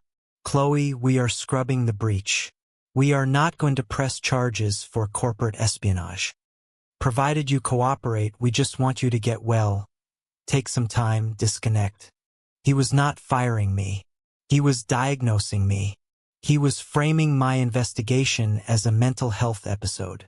If I fought back now, if I screamed about money laundering and shell companies, I would just sound like the hysterical woman he was painting me to be. "I understand, Marcus," I said, keeping my voice flat. "Good," he said. "Oh, and Chloe, a courier will be by later to collect your company laptop and phone. Just hand them over. Do not make this harder than it needs to be." The line went dead. I looked at the phone. "Do not make this harder." That was code. It meant stay down or we will kick you until you do. But my biggest problem was not Marcus. It was Silas. He had not just wandered off. He was smart, but he was frail and he was terrified. He would not have left the safety of my apartment unless he was forced or unless he was lured. I grabbed my keys and ran out the door. The drive to my mother's house in Marston Ridge took 40 minutes. I did it in 25. The sky was a brutal blinding blue, the kind that makes the snow look like crushed diamonds. When I pulled into the driveway, the house looked perfect. The wreath was straight. The snow was shoveled. It was a fortress of normally. I used my key to open the front door. "Mom!" I called out. She was in the living room vacuuming. She was wearing yoga pants and a cashmere sweater, moving the vacuum back and forth with obsessive rhythm. She looked up when I entered and her face went pale. "Chloe," she said over the roar of the machine. She turned it off. The silence that followed was ringing. "Where is he?" I asked. Mom blinked. "Who's Silas?" I said. "He was at my place. Now he is gone." "Did Graham call him? Did Graham send someone?" Mom sighed. She wound the cord around the vacuum handle. "He came here, Chloe," she said. "My stomach dropped when early this morning." She said around 6 o'clock I was making coffee. He knocked on the back door. He said he felt guilty for causing such a scene. He said he did not want to ruin your life or ours. She looked me in the eye. She was lying. I could see the tremor in her hands. He asked for a little money for a bus ticket. Mom continued. Graham gave him $500. He took it and he left. He said he was going west. He said he would not bother us again. I laughed. It was a harsh, ugly sound. "He took $500, I asked. "The man who refused to beg for food. The man who owns a third of $1 billion company. You expect me to believe he took cash and walked away?" "It is the truth," Mom said, her voice rising. "Why can you not just let it be? He is gone. Chloe, it is over." Graham walked into the room. He was wearing his weekend uniform khakis and a polo shirt. He held a mug of coffee. He looked relaxed. He looked victorious. "Lower your voice, Chloe," Graham said pleasantly. "You are upsetting your mother." "Where did you send him, Graham?" I asked. Graham took a sip of coffee. "I did not send him anywhere. I helped a man in need. I gave him transport money. It was the Christian thing to do." He smiled. It was a smile that did not reach his eyes. "He was a troubled soul," Graham said. "But at least he knew when he had overstayed his welcome. It is good that he finally knew his place." He knew his place. That was the slip. Silas did not know his place. Silas had spent the last 10 years fighting to reclaim his place. He would never have surrendered for $500. Graham walked past me. He patted my shoulder. It was a heavy, possessive touch. "I heard about your leave of absence," Graham said softly. "It is for the best. You look tired. You look like you are seeing things that are not there." I pulled away from him. "I'm going to check my car." I said, "I think I left my scarf." I turned and walked out before I did something that would get me arrested. I walked to my sedan parked in the driveway. I unlocked it. The glove box was open. I froze. I had locked the car. I always lock the car. I leaned in. The contents of the glove box were scattered on the passenger seat. My insurance card, the manual, a few old receipts, but the manila envelope was gone. The physical copy of the trust, the chain of custody logs I had printed, the photos I had taken of the screen, all gone. I felt a cold sweat break out on my back. They had not just scrubbed the servers, they had scrubbed me. They had broken into my car, probably while I was inside arguing with Mom, and taken the only physical proof I had. My phone buzzed in my pocket. I pulled it out. It was a text message. "Send her unknown number." I opened it. It was a photograph. The image was grainy, taken in low light. It showed a hand, Graham's hand. I recognized the cyanate ring holding a lighter. Under the flame was the corner of a thick legal document. I could just make out the words irrevocable grantor trust before the paper curled into black ash. Below the image was a single line of text. Do not think you are the beneficiary anymore. I stared at the screen. The threat was elegant in its brutality. They were telling me that the paper trail was dead. They were telling me that my status as the heir to a fortune was smoke. But they had made a mistake. They thought the paper was the power. They were old men thinking in an analog world. They thought that by burning the original deed, they destroyed the ownership. They did not know about the hash file. They did not know about the dead man switch I had set up on the email server. They did not know that data once created is harder to kill than a human being. But I could not let them know that. Not yet. I needed them to think they had won. I needed them to think I was broken. I took a deep breath. I forced my face to crumple. I summoned every ounce of fear and exhaustion I had felt over the last 24 hours. I walked back into the house. Mom and Graham were in the kitchen. Graham was reading the tablet. Mom was washing dishes. I stood in the doorway and let my shoulders slump. I let the tears come. It was not hard. I was terrified. You were right. I whispered. Graham looked up. He set the tablet down about what he asked. Everything, I said, my voice shaking, the stress, the paranoia. I do not know what I was thinking. I just wanted to help him. I thought he was telling the truth. I walked over to the island and leaned against it, burying my face in my hands. I lost my job. Didn't I? I sobbed. Marcus called. They locked me out.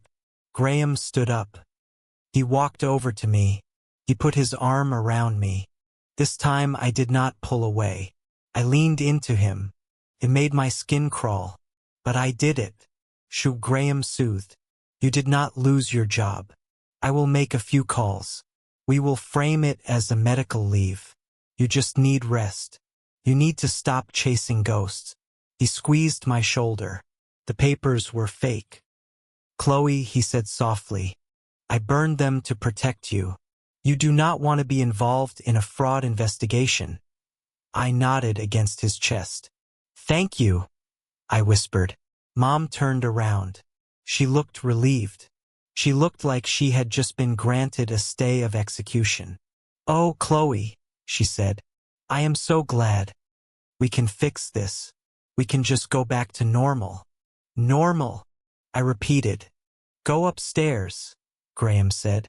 Lie down in your old room. I will handle Marcus. I will handle everything. I nodded again. I wiped my eyes. Okay, I said. I just need to sleep. I walked up the stairs. I felt their eyes on my back. The eyes of a mother who chose comfort over courage. And a stepfather who thought he had just declawed a kitten.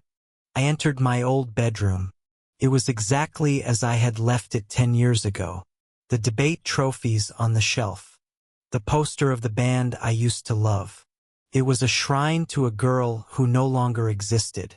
I closed the door. I locked it. My face changed. The tears stopped instantly. The fear evaporated, replaced by a cold, hard clarity. I sat down on the bed and pulled out my phone. I opened the smart home app that controlled the doorbell camera. Graham thought he was clever. He thought that by deleting the footage, he had removed the evidence, but he did not understand how cloud storage worked. He did not understand that delete on a user interface is just a request, not a command. The data stays on the physical server for 30 days before it is overwritten. I could not retrieve the video file without a subpoena, but I could see the metadata. I pulled up the activity log for the doorbell. For 12 a.m., motion detected. For 15 a.m., user admin deleted footage. 4:15 a.m. system log device ID 8842. Access settings. I tapped on the device ID, Graham's phone.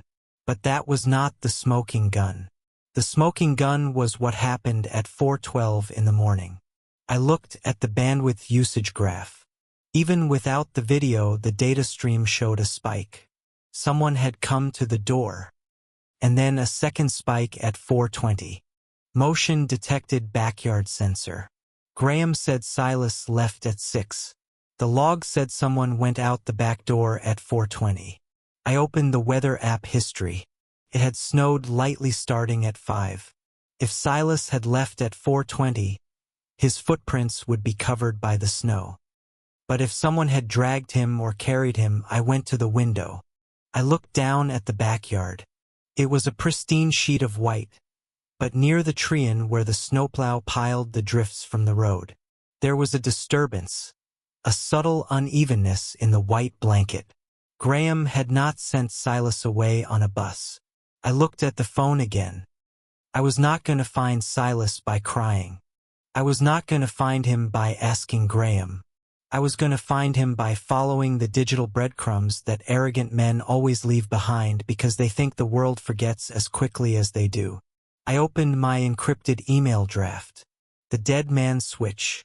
I added a new line to the narrative. Update: physical evidence stolen. Subject: Silas Mercer missing. Primary suspect: Graham Vale. If I do not report in by midnight, assume I have been taken to the same place. I hit save. Then I stood up and walked to the closet. I dug out my old hiking boots. I was done being the victim. It was time to go hunting. I waited until Graham left for the office to do damage control. He backed his Mercedes out of the driveway with the aggressive speed of a man who believes he can outrun a storm, leaving my mother alone in the house that was slowly turning into a mausoleum of lies. I did not stay in my room. I put on my coat, checked my pocket to ensure the heavy iron key, the one thing I had kept on my body. The one thing Graham had failed to find in my car was still there. Then I walked out the back door, cutting through the snowy yard to avoid the front door camera, just in case Graham was watching the feed remotely. My destination was not the police station.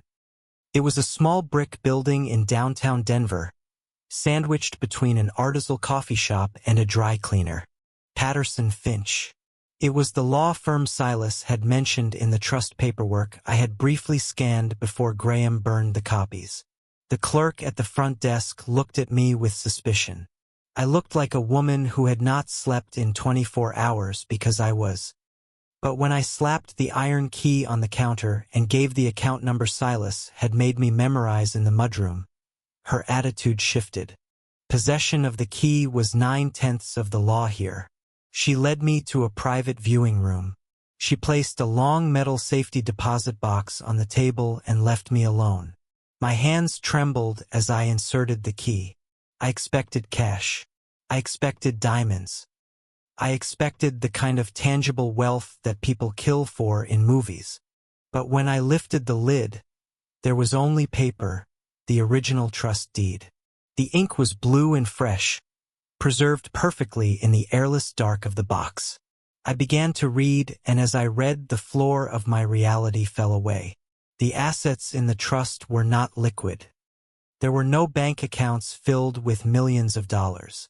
The trust held exactly one asset, a 20% equity stake in Kestrel Ridge Capital, structured as Class A voting shares. I sat back in the leather chair.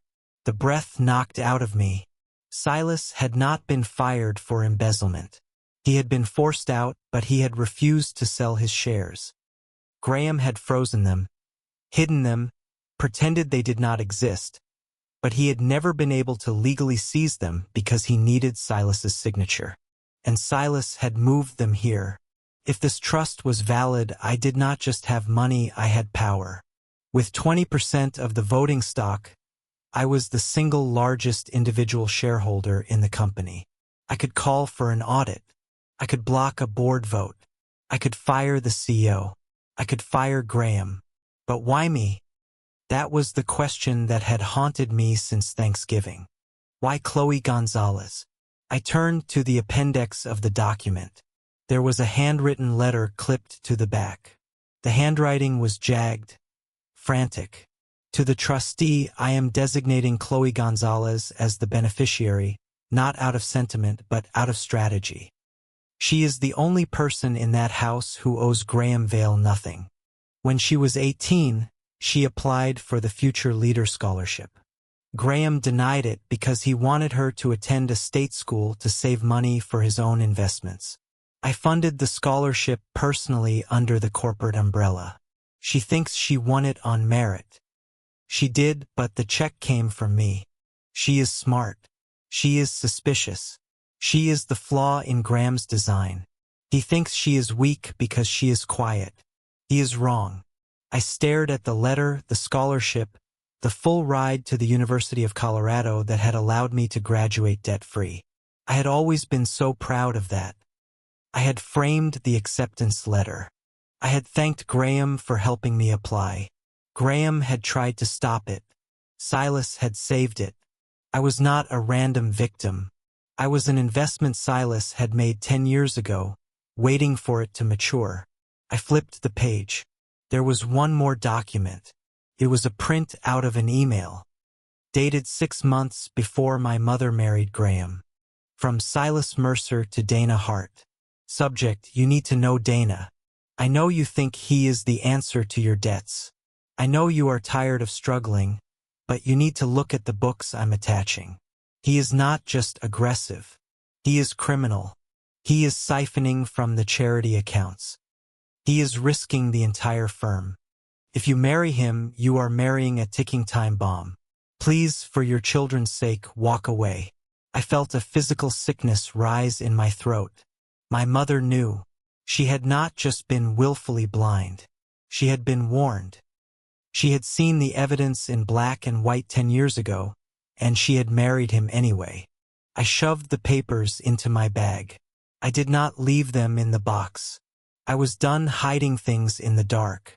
I drove back to Marston Ridge with a cold hard knot in my stomach. The fear was gone. In its place was a clarity so sharp it felt like a weapon. When I walked into the house, Mom was in the kitchen arranging flowers. It was a grotesque pantomime of normally. Chloe, she asked, looking up. You should be resting. Graham said. I slammed the print out of the email onto the granite countertop. It slid across the surface and hit the vase. You knew? I said. Mom looked at the paper. She did not need to read it. She recognized it instantly. Her face crumpled, not with confusion, but with the exhaustion of a secret she had carried for a decade. Chloe, please, she whispered. You knew he was a thief. I said, my voice rising. Silas told you. He warned you before the wedding, and you married him anyway. You let him move us into this house. You let him pay for my clothes, my food, my life with stolen money. Mom gripped the edge of the counter. You do not understand, she said, her voice shaking. We were drowning. Chloe, your father left us nothing. The collectors were calling every day. I was going to lose the house. I was going to lose everything. So, you sold us, I said. I saved us, she screamed. The sound tore through the kitchen. She was crying now. Ugly, desperate tears. Graham promised he would fix it. She sobbed. He said Silas was just jealous. He said the accounting was complicated, that it was just temporary. He said if I stood by him, we would never have to worry about money again. And he kept his word. Chloe, look around you. You have never wanted for anything. I looked around the kitchen. The stainless steel appliances, the imported tile, the view of the snow-capped mountains. I wanted the truth. Mom, I said quietly, I wanted a mother who would protect me from a predator, not marry him because he paid the bills. Mom sank onto a stool. She buried her face in her hands. He said he would ruin me, she whispered. When I tried to ask questions later, he said I was an accomplice. He said since I signed the tax returns, I would go to jail too. He said he would take you kids away. I was trapped. Chloe, I was trapped. I looked at her, a small, terrified woman in a big, expensive house. I realized then that Graham's greatest crime was not the money. It was this. He had taken a good woman and turned her into a guard dog for his sins. He is not going to take us away, I said, because he is going down and you have to decide right now whose side you are on. Mom looked up. Her eyes were full of fear. He will kill you, Chloe. He will destroy you. I touched the bag at my side, feeling the weight of the original trust deed. No, Mom, I said. He won't, because for the first time in his life, he does not own the majority vote. I turned to leave. I had one more stop to make. Wait, Mom said. I stopped. She wiped her eyes. She looked at me, and for a second I saw a flash of the mother I remembered from my childhood. Before the money, before Graham, the security system, she said softly. What? Graham deleted the camera footage, she said. But he forgets that the garage has a separate log for the gate. It is not connected to the cloud. It is a local backup. I stared at her. Check the gate log, she said. 4:20 a.m. I nodded. Thank you. I ran to the garage. The control panel was on the wall. I scrolled through the history. 4:20 a.m. gate open. Remote ID 2.0420 a.m. gate close. Remote ID 2 was the spare fob, the one kept in the mudroom drawer. But that was not the breakthrough. The breakthrough was that the gate system logged the RFID tag of any vehicle that passed through. Vehicle detected license plate 882 KRT. It was not Graham's Mercedes. It was not Mom's SUV. I pulled out my phone and ran the plate through a public database app one used for work. It came back to a company called Redline Transport Services. I searched the company. It was a shuttle service, a private contractor that specialized in high-risk patient transport. Graham had not driven Silas anywhere. He had called a service usually used to transport psychiatric patients or juvenile delinquents against their will. I looked at the map. Redline Transport had a depot in downtown Denver, right next to the Greyhound bus station. The log Silas left the temporary ID swipe I had found in the data dump the night before. It was at the bus station at 5 a.m. Graham had paid a crew to grab Silas, drag him out the back door, drive him to the station, and put him on a bus. It is a practice called Greyhound therapy. Police do it, hospitals do it. They dump the homeless in another city to make them someone else's problem. Graham had shipped him out like expired inventory. My phone buzzed. It was a text from an unknown number. But this time I knew it was not Graham. Target confirmed. I am looking at the footage now. It was Ben, an old friend from college who was now an investigative journalist for the Denver Post. I had called him on the drive over. I called him back immediately. Ben, I said, tell me you have something. I am at the bus terminal, Ben said. His voice was tiny against the background noise of announcements. I bribed the security guard. I have footage from this morning. 5:15 a.m. Two guys in private security uniforms carry an older man off a shuttle van. They walk him to the ticket counter. They buy a one-way ticket to where I asked. My grip on the phone was so tight my hand ached. Santa Fe, Ben said. The bus left at 5:30. Santa Fe, New Mexico, 6 hours away. Is he on it? I asked. Ben paused. No, Ben said. That is the thing. They bought the ticket. They put him in line, but the footage shows him collapsing on the bench after they left. He did not get on the bus. Chloe, where is he? Paramedics picked him up at 5:45. Ben said he is at Denver General Jane Doe ward. They think he is just another overdose case. I closed my eyes. He was alive. Chloe, Ben said, his voice serious. If we run this story, if we expose the trust, the money laundering, the kidnapping, you know your life is over, right? The life you knew, the career, the house. Your stepfather will sue you until you are dust. I looked back at the house. I saw my mother standing in the window watching me. She looked like a ghost trapped in a glass cage. That life was over the minute I opened the door. "Ben," I said. I got into my car. "Meet me at the hospital." I said, "Bring your recorder. Bring a notary." And Ben, "Yeah, bring a camera." I said, "If they want me silent, I will speak in a language they cannot buy. I am going to speak in the record." I hung up and started the engine. I was going to get my co-founder, and then we were going to crash the board meeting. The plan was not born from a moment of passion. It was built on a spreadsheet organized by columns of risk and reward exactly the way Graham Vale had taught me to think. If you want to take down a man who believes he owns the world, you do not throw a brick through his window.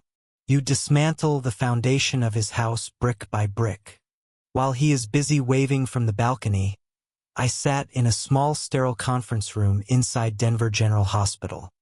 Across from me sat Ben, my journalist contact, and a woman named Sarah Jenkins. Sarah was a whistleblower attorney Ben had pulled from his Rolodex. She looked like she slept 3 hours a night and survived on espresso in spite. "Colorado is a one-party consent state," Sarah said, tapping a pen against her legal pad. She did not waste time with pleasantries. "That means as long as you are part of the conversation, you can record it without the other person knowing. It is admissible in court. It is admissible to the SEC. And it is certainly admissible to the board of directors." I nodded. "I have a digital recorder." I taped it to the inside of my clutch purse. "Backup?" Sarah asked. "Phone app running in the background." "Locked screen," I said. "And a second phone, a burner in my coat pocket, dialed into Ben's voicemail. It will record everything as a message." Sarah stopped tapping. "Good. Now the bait. You cannot just walk up to him and ask him to confess to money laundering. Graham is a narcissist, but he is not an idiot. You have to feed his ego." "I have to lose." I said. "Exactly," Ben added.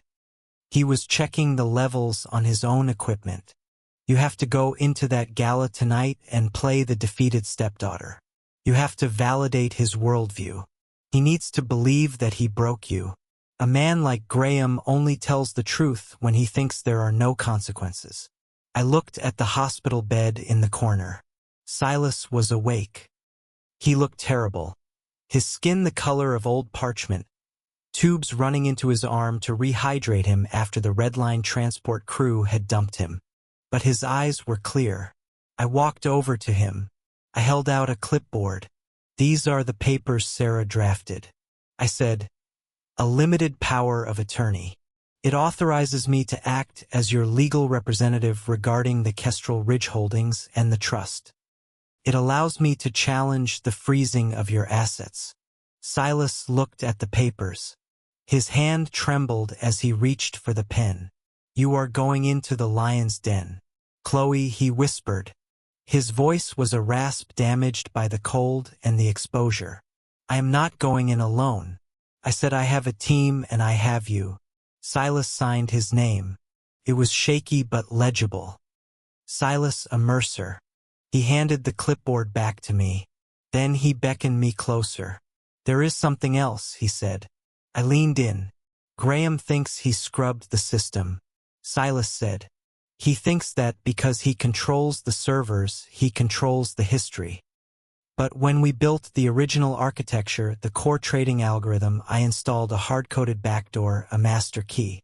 It was designed for emergency shutdowns in case of a market crash." He paused to cough. "It is not on the network," he continued. "It is accessible only through the physical terminal in the server room, the one with no internet connection."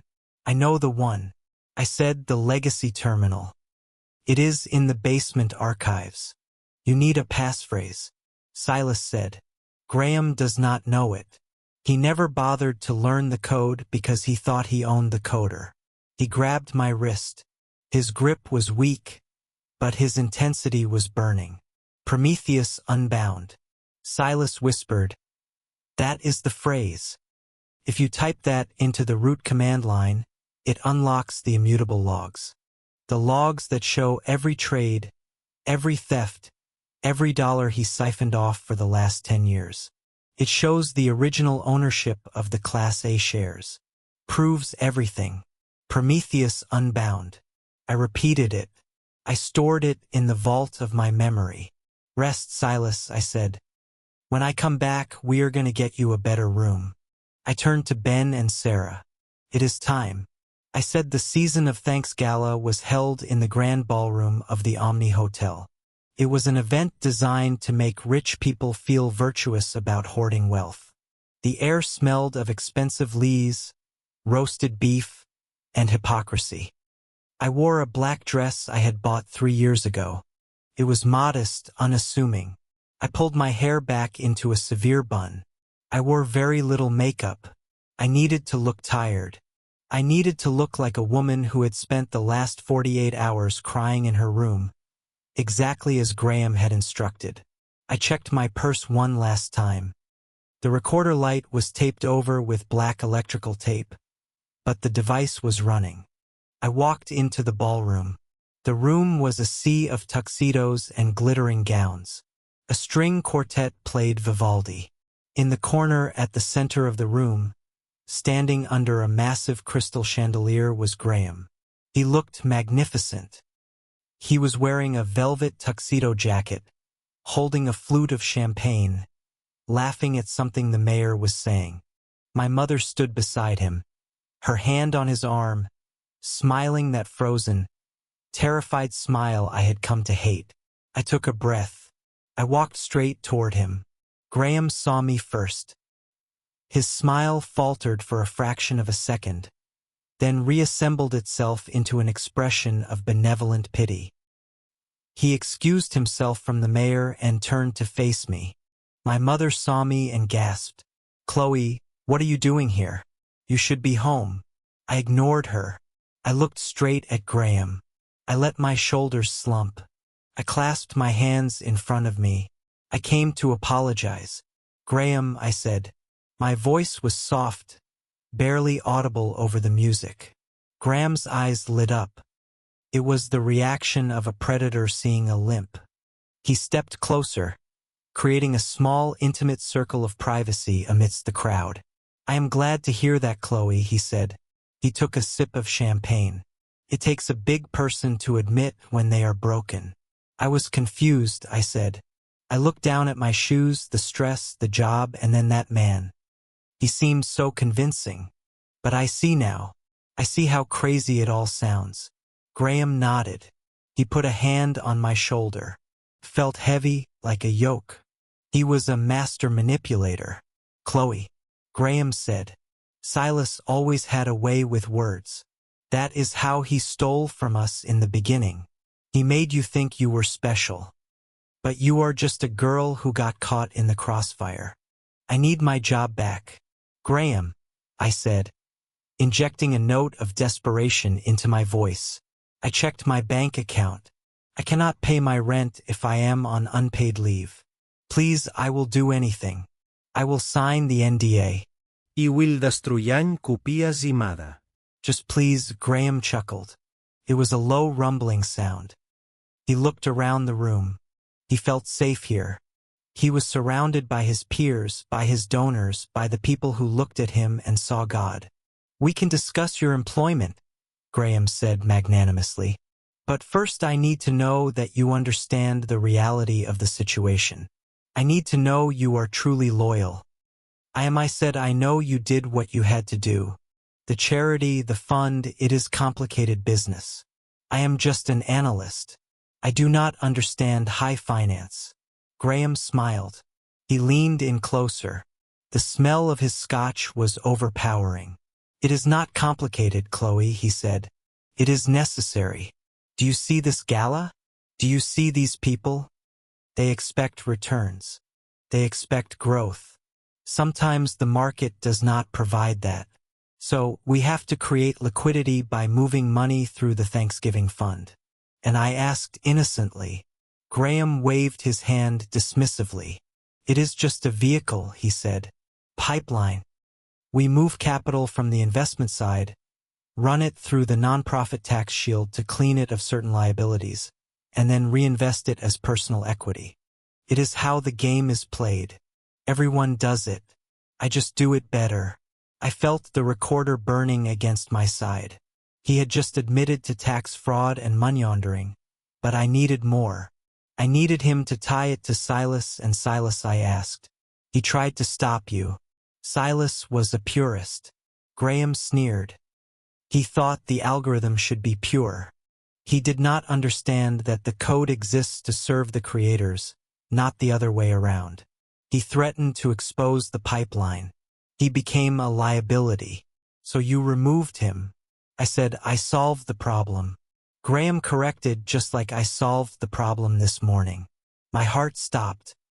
This morning I asked. Graham took another sip. Let us just say Mr. Mercer is on a very long bus ride. Graham said with a wink. He will not be bothering us again. And neither will that ridiculous trust.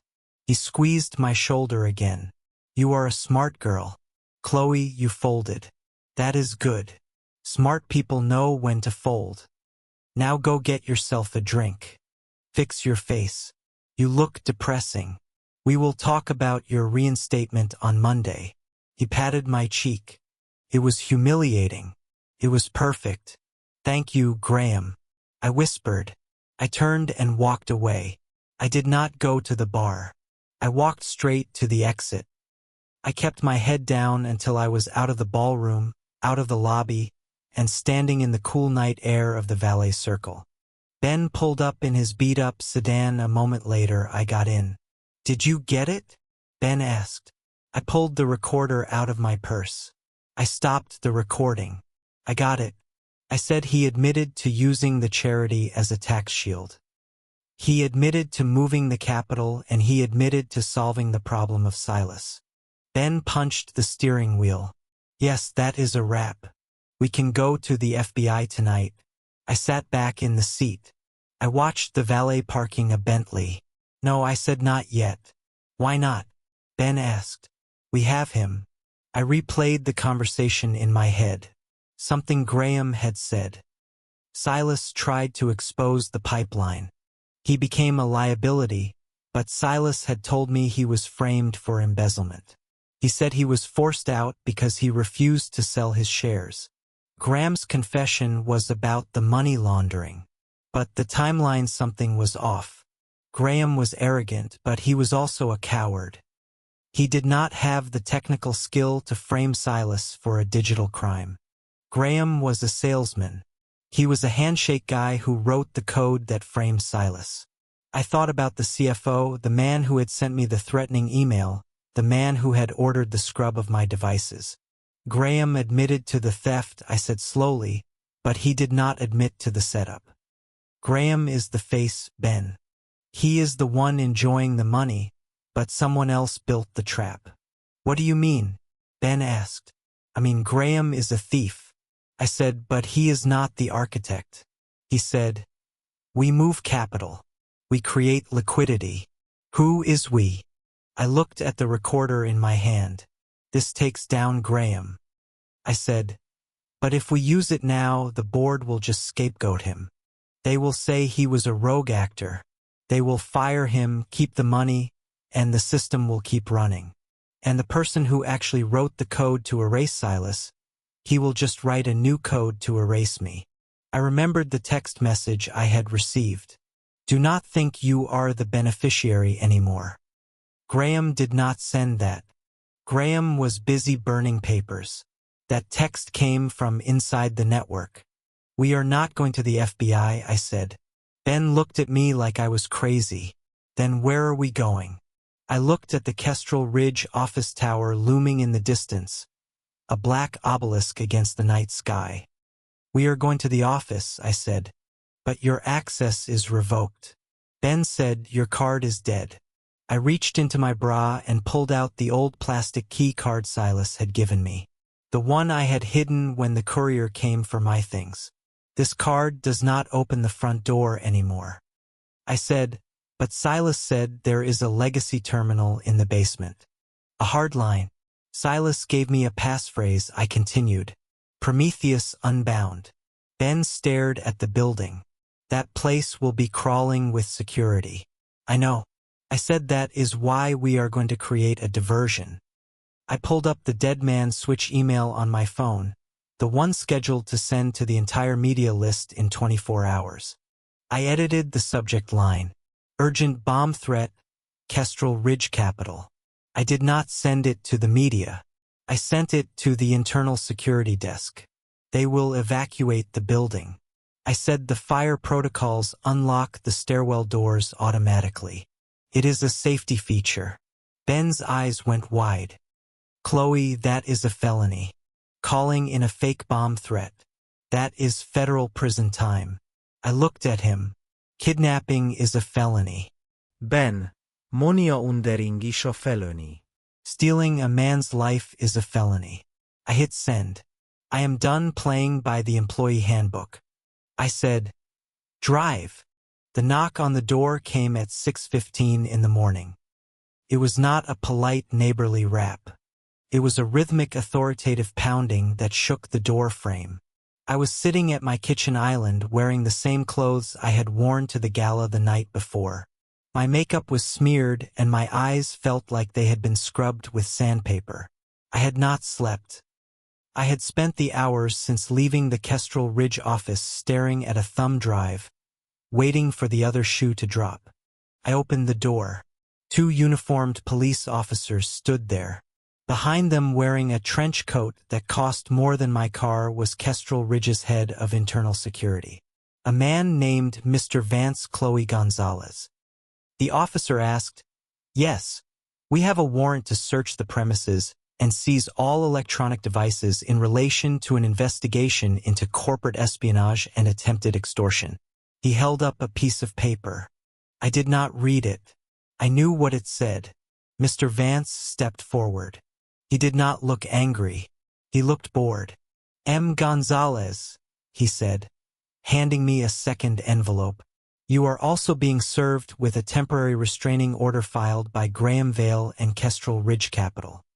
You are to remain 500 feet away from all company property and from Mr. Vale's residence." I stepped back to let them in. There was no point in fighting. I had anticipated this. My real laptop, the one with the data dump, was taped inside the air return vent in the hallway. The laptop sitting on my coffee table was a decoy, wiped clean, except for a few embarrassing high school photos and a resume. I watched them toss my apartment. They pulled books off shelves. They opened drawers. They bagged my decoy laptop and my old tablet. While they worked, my phone, which I had slipped into my waistband before opening the door, vibrated against my hip. It did not stop vibrating. When they finally left, leaving my apartment looking like a hurricane had passed through, I pulled out the phone. I opened the news app. The headline was already there. It was trending locally. Financial Aries accused of blackmailing stepfather in multi-million-dollar extortion plot. I clicked the link. The article was a masterpiece of character assassination. It cited anonymous sources close to the family who claimed that I had been suffering from mental health issues, that I had demanded $5 million to keep quiet about fabricated family secrets, and that I had threatened to release sensitive client data if I was not paid. It was a preemptive strike. They were not waiting for me to whistleblow. They were painting me as a criminal so that when I did speak, no one would believe me. My phone rang again. It was my mother. I stared at the screen. I wanted to throw it across the room, but I answered, "Chloe." Her voice was a ragged whisper. "Did you see it?" I asked. My voice was dead. "The police are here. Chloe," she sobbed. "They are interviewing Graham. He told them you threatened him at the gala. He told them you said you would ruin him if he did not pay you. I was there." "Mom, I said you saw me. Did I ask for money?" "I do not know." She stammered. "You whispered to him. I saw you whisper." I closed my eyes. Graham had spun the narrative so fast that even the eyewitnesses were rewriting their memories to fit his story. "Mom, listen to me." I said, "Stop it, Chloe."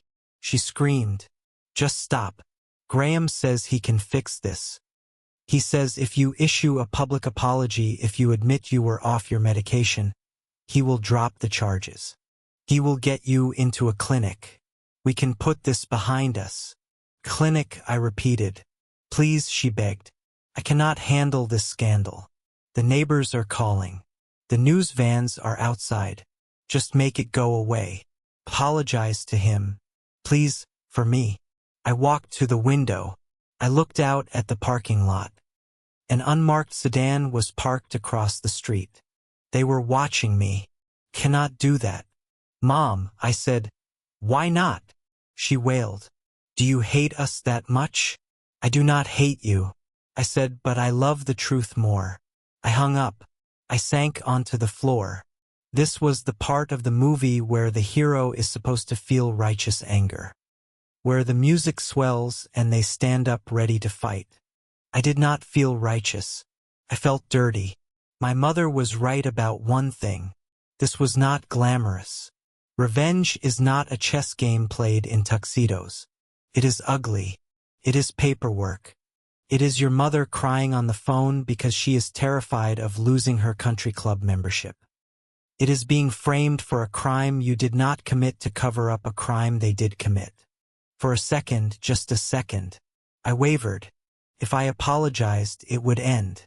I could go to the clinic. I could sleep for a month. I could pretend none of this happened. Graham would win, but I would survive. My phone buzzed again. It was Sarah, the whistleblower attorney. "Do not talk to anyone." I called her back. "They raided me," I said, "and the press is running the extortion angle." "I know," Sarah said. Her voice was sharp, cutting through my self-pity. "Listen to me, Chloe. This is the pivot point. They have fired their cannons. They have accused you of a felony. Extortion is serious. If you back down now, if you try to negotiate, you are admitting guilt. You will go to prison. But they have the narrative." I said, "Narratives are soft." Sarah said, "Evidence is hard. Did you get the logs last night?" I looked at the vent where the laptop was hidden. "I got something better." I said, "I got the system architecture, but Sarah, the logs they are using to frame me. The article says they have proof I accessed the servers at 8:30 last night." "8:30?" Sarah asked. "Yes." "Where were you at 8:30? "I was in the ballroom." I said, "Talking to Graham." "Exactly." Sarah said, "You have 300 witnesses and a digital recording of you being physically present at the gala. You could not have been logging into a secure terminal from your apartment at the same time. They faked the logs." I said, "And they were sloppy about it." Sarah said they rushed it. They wanted to get the press release out before the markets opened. "Chloe, this is good. If we can prove they manufactured evidence to frame a whistleblower, the SEC will tear them apart." I took a deep breath. "Okay," I said. "So what do? We go nuclear," Sarah said. "But you have to be sure. Once we send this package to the Department of Justice, there is no going back. You will be tied up in litigation for years. You will never work in finance again." "I'm already never working in finance again," I said. I hung up. I went to the vent and unscrewed the cover with a dime. I pulled out the laptop. I booted it up. I needed to verify the timestamp on the faked logs the article mentioned. I logged into the external remote access portal. Not the back door, but the public F-facing employee login page. I wanted to see if my account history was visible. It was locked. But then a chat window popped up on my screen. It was not an automated bot. "System admin, we know you are there, Chloe." My heart hammered against my ribs. They were tracking my MAC address. "System admin, you were making a mistake." I typed back, "Who is this system admin? Look at the signatory on the Terrorma accounts." I froze. I scrambled to open the folder where I had stored the screenshots from the first night. I zoomed in on the LLC documents. Authorized signatory A. Sterling, Arthur Sterling. He was the new CFO, the man who had been brought in 6 months ago to streamline operations, the man who had flagged my department for restructuring. I had thought he was just Graham's hatchet man, a suit hired to cut costs. But Terra Irma was the shell company washing the money.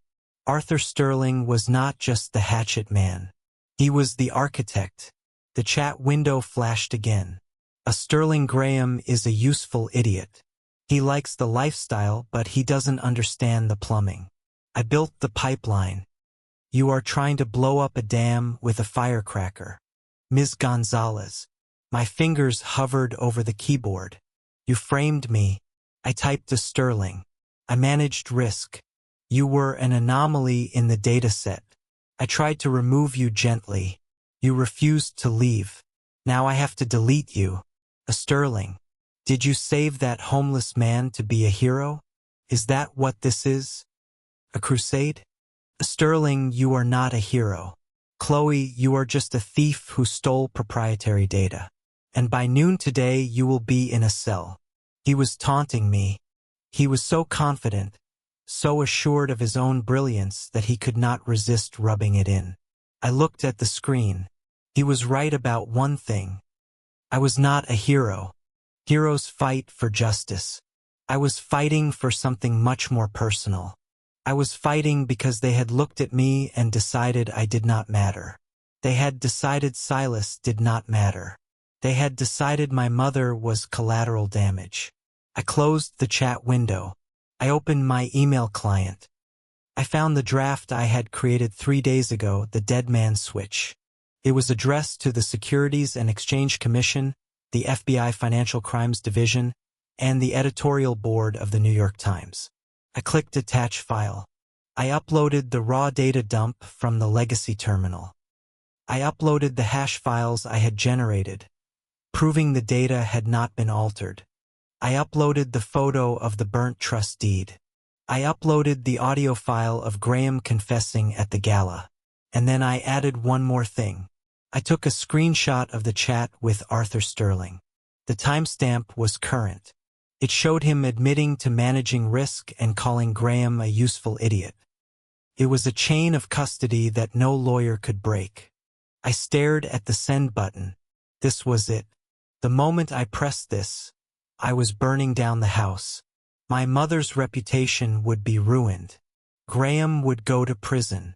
Kestrel Ridge would likely collapse. I thought about the Thanksgiving dinner, the perfect turkey, the bishop's hat napkins, the silence that covered the rot. Arthur Sterling said I would end up a thief. Maybe he was right. I was about to steal their future. I clicked send. The progress bar moved across the screen. Sending 20%. Sending 50%. Sending 80%. Message sent. I sat back. The room was silent. I expected sirens.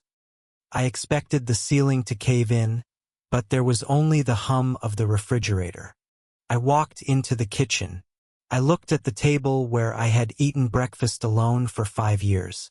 I thought about the Thanksgiving table at my mother's house. I realized now that the dinner had not been ruined by Silas knocking on the door. The dinner had been a corpse long before he arrived.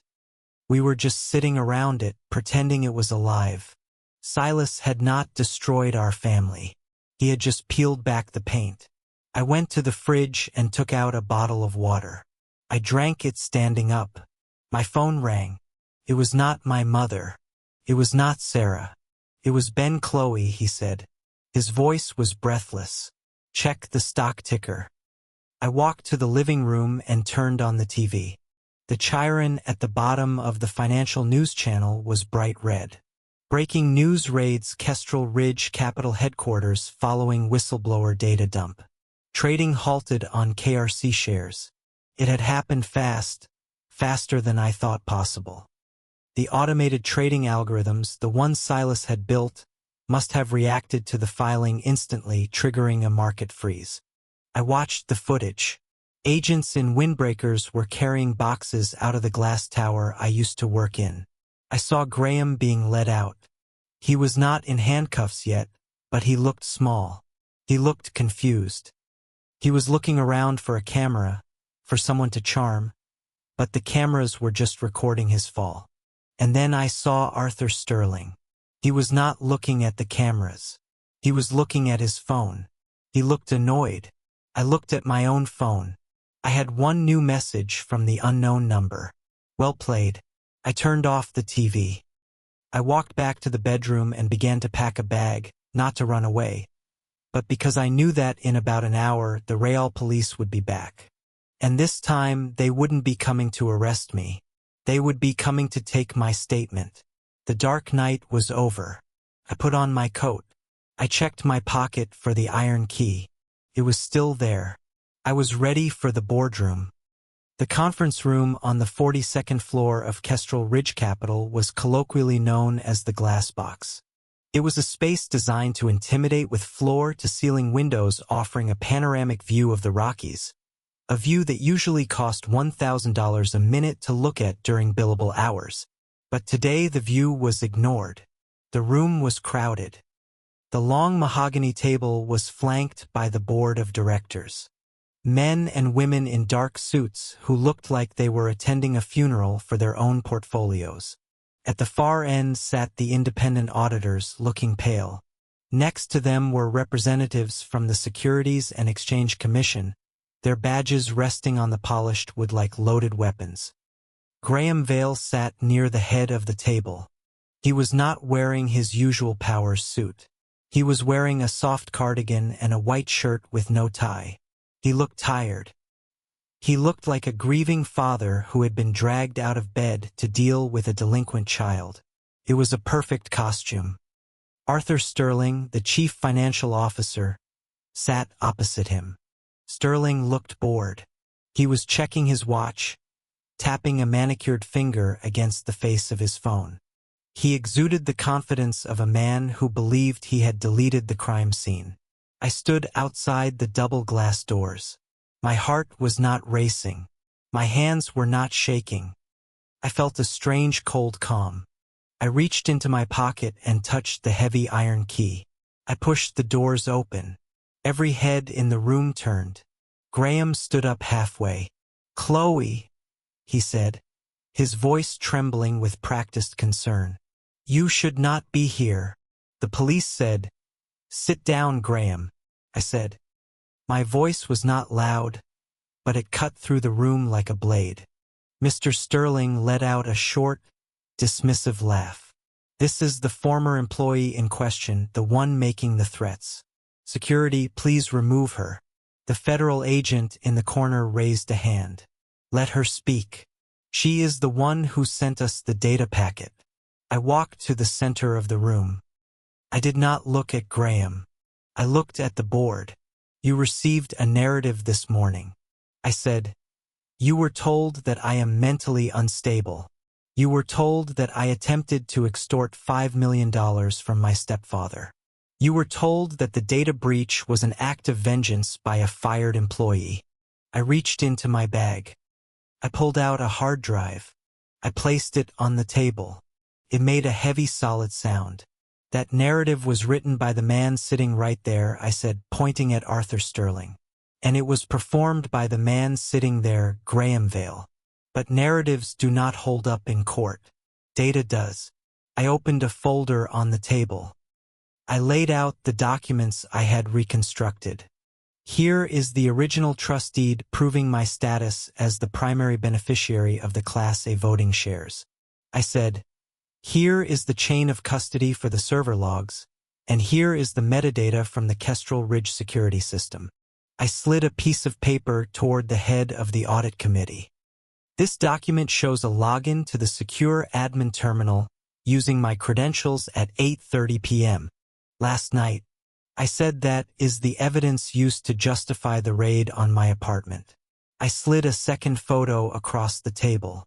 "This is a time-stamped photograph of me at the Season of Thanks Gala at 8:30 p.m. last night shaking hands with the mayor. Unless I have the ability to be in two places at once." The logs were fabricated. The room went silent. The auditor picked up the photo. He looked at it, then at Sterling. "Mr. Sterling," the auditor asked. Sterling did not flinch. "It is a glitch," he said smoothly. "Or she gave her password to an accomplice. Proves nothing." I smiled. It was a cold smile. "I thought you might say that." I said, "So, I brought something else." I pulled out the digital recorder. Colorado is a one-party consent state. I announced this recording was made last night in the ballroom of the Omni Hotel. During a private conversation between myself and Graham Vale, I pressed play. Graham's voice filled the room, amplified by the acoustics of the glass walls. "It is just a vehicle, a pipeline. We move capital from the investment side, run it through the nonprofit tax shield to clean it of certain liabilities, and then reinvest it as personal equity. It is how the game is played." Graham's face drained of color. He slumped back into his chair, his mouth opening and closing like a fish out of water. The board members exchanged horrified looks. This was not just embezzlement. This was a confession to systemic tax fraud. But I was not done. I let the recording play on, and Silas, my voice on the tape, asked, "I solved the problem." Graham's voice replied, "Just like I solved the problem this morning. Let us just say Mr. Mercer is on a very long bus ride." I stopped the tape. I looked at Sterling. He was no longer tapping his watch. He was staring at Graham with pure, unadulterated hatred. Graham looked around the room, panic rising in his eyes. He realized the room had turned. "I was protecting the firm," Graham stammered. "I was managing a difficult situation. Silas Mercer was a threat. He was insane. He was going to leak false information that would have crashed the stock. I had to contain him." "Then why did you forge his resignation?" a voice asked from the doorway. Everyone turned. Silas Mercer stood there. He was not wearing the ragged coat. He was wearing a charcoal suit that fit him perfectly. His beard was trimmed. He looked frail. Yes, but he stood tall, leaning on a cane. Flanking him were two lawyers from the firm of Patterson and Finch. Silas walked into the room. He did not look at the board. He walked straight to the empty chair at the head of the table, the founder's chair, and sat down. "Hello, Graham," Silas said. Graham looked like he was seeing a ghost. "Impossible," he whispered. "You are gone." "I missed the bus," Silas said simply. Silas placed a single sheet of paper on the table.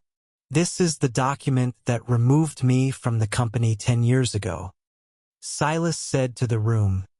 "It bears a signature that purports to be mine. It was used to freeze my assets and transfer my voting rights to Graham Vale." Silas pointed a finger at Arthur Sterling. "However, forensic analysis of the digital watermark on this document shows it was created on a workstation registered to the legal compliance team. Specifically, the workstation of one Arthur Sterling, who was then a junior counsel." Sterling's composure cracked. He stood up. "This is ridiculous." Sterling snapped. "I was following orders. Graham Vale was the acting CEO. He instructed me to draft the paperwork. He told me Mercer had agreed to the terms." "Liar!" Graham shrieked. He jumped to his feet, knocking his chair over. "You told me it was legal. You told me you found a loophole. You said if we cut him out, we could double our margins. I did not tell you to steal $3.8 million through a charity account." Sterling shouted back. "That was your sloppy mess. Graham, I told you to keep it clean. I built the pipeline you asked for." Graham yelled, his face purple. "You are the one who wrote the code. You are the one who deleted the logs."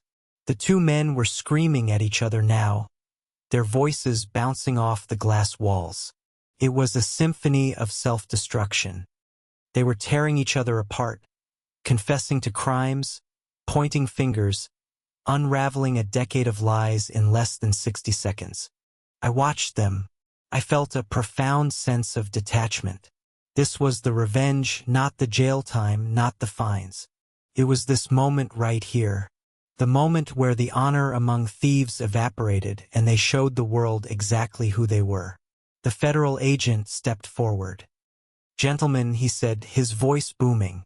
"That is enough." He signaled to his team. "Graham Vale, Arthur Sterling, you are both under arrest." The room erupted into chaos. Security moved in. Graham tried to protest, tried to fix his cardigan, tried to maintain some shred of dignity, but the handcuffs clicked shut. Sterling went quietly, but his eyes were burning holes into Graham's back. The independent auditor cleared his throat. Given the evidence provided by Ms. Gonzalez and Mr. Mercer, he announced, "We are unfreezing the assets related to the trust immediately. We are also initiating a full forensic audit of the Thanksgiving Fund." The chairman of the board looked at Silas. "Mr. Mercer," he said, his voice shaking slightly, we had no idea. We were told you had resigned for health reasons." Silas looked at the chairman. "Willful ignorance is not a defense," Silas said quietly. "But we can discuss your resignation later. Right now, I believe you have a company to save." He looked at me. He nodded. I turned and walked out of the glass box. The hallway was quiet. The chaos was contained behind the soundproof glass. My mother was sitting on a bench near the elevators. She had been waiting there the whole time. She stood up when she saw me. She looked small. Her expensive coat looked too big for her. She had been crying, but her eyes were dry now. I saw them take him. She whispered. I nodded. "It is over, Mom." She looked at me. She searched my face, looking for the daughter she had raised. The daughter who folded napkins, the daughter who kept the peace. But that daughter was gone. "You ruined us," she said. Her voice was flat. There was no anger in it, just a terrible, empty realization. "We have nothing. Chloe, the house, the accounts, it will all be seized. We are going to be on the street. You are not going to be on the street." I said, "Silas is a fair man. He will not let you starve. But the party is over. Mom, the lie is over." Mom shook her head. "I just wanted to be safe." She said, "I know." I said, "And that is why I could not save you." I stepped closer to her. "You had a choice, Mom. 10 years ago you saw the email. You knew what he was. You could have walked away then. We would have been poor, but we would have been free." I took a deep breath. "You chose comfort," I said. "I chose the truth." I pressed the button for the elevator. Mom did not move. She stood there watching me for the first time. She looked at me with something like respect. Or maybe it was fear. I could not tell the difference anymore. The elevator doors opened. I stepped inside. As the doors closed, cutting off the view of my mother and the glass tower, I closed my eyes. I thought about the doorbell ringing on Thanksgiving. I thought about the cold wind rushing into the warm house. I thought about how annoyed I had been, how I just wanted the dinner to be perfect. I realized then that the doorbell had not been an interruption. It had been an invitation. Silas had knocked on the door to offer us a choice. Graham chose to close the door. My mother chose to hide behind it. I was the only one who walked through it. The elevator dinged. Lobby level. I walked out into the bright, cold sunlight of the Denver afternoon. The air tasted clean, tasted like winter. I did not know what I would do next. I did not know if I would keep the shares or sell them. I did not know if I would ever work in an office again. But as I walked down the street, merging into the crowd of people rushing to their own lives, I knew one thing for certain. I was no longer the girl holding the carving knife, waiting for permission to eat. I was the one who held the key. And for the first time in 10 years, I was not afraid of what was behind the door. Thank you so much for listening to this story. I would love to know where you are tuning in from. So, please drop a comment below and share your thoughts on Chloe's decision. If you enjoyed this ride, please subscribe to the HOA Karen VLOG channel, like this video, and hit that hype button to help this story reach even more people.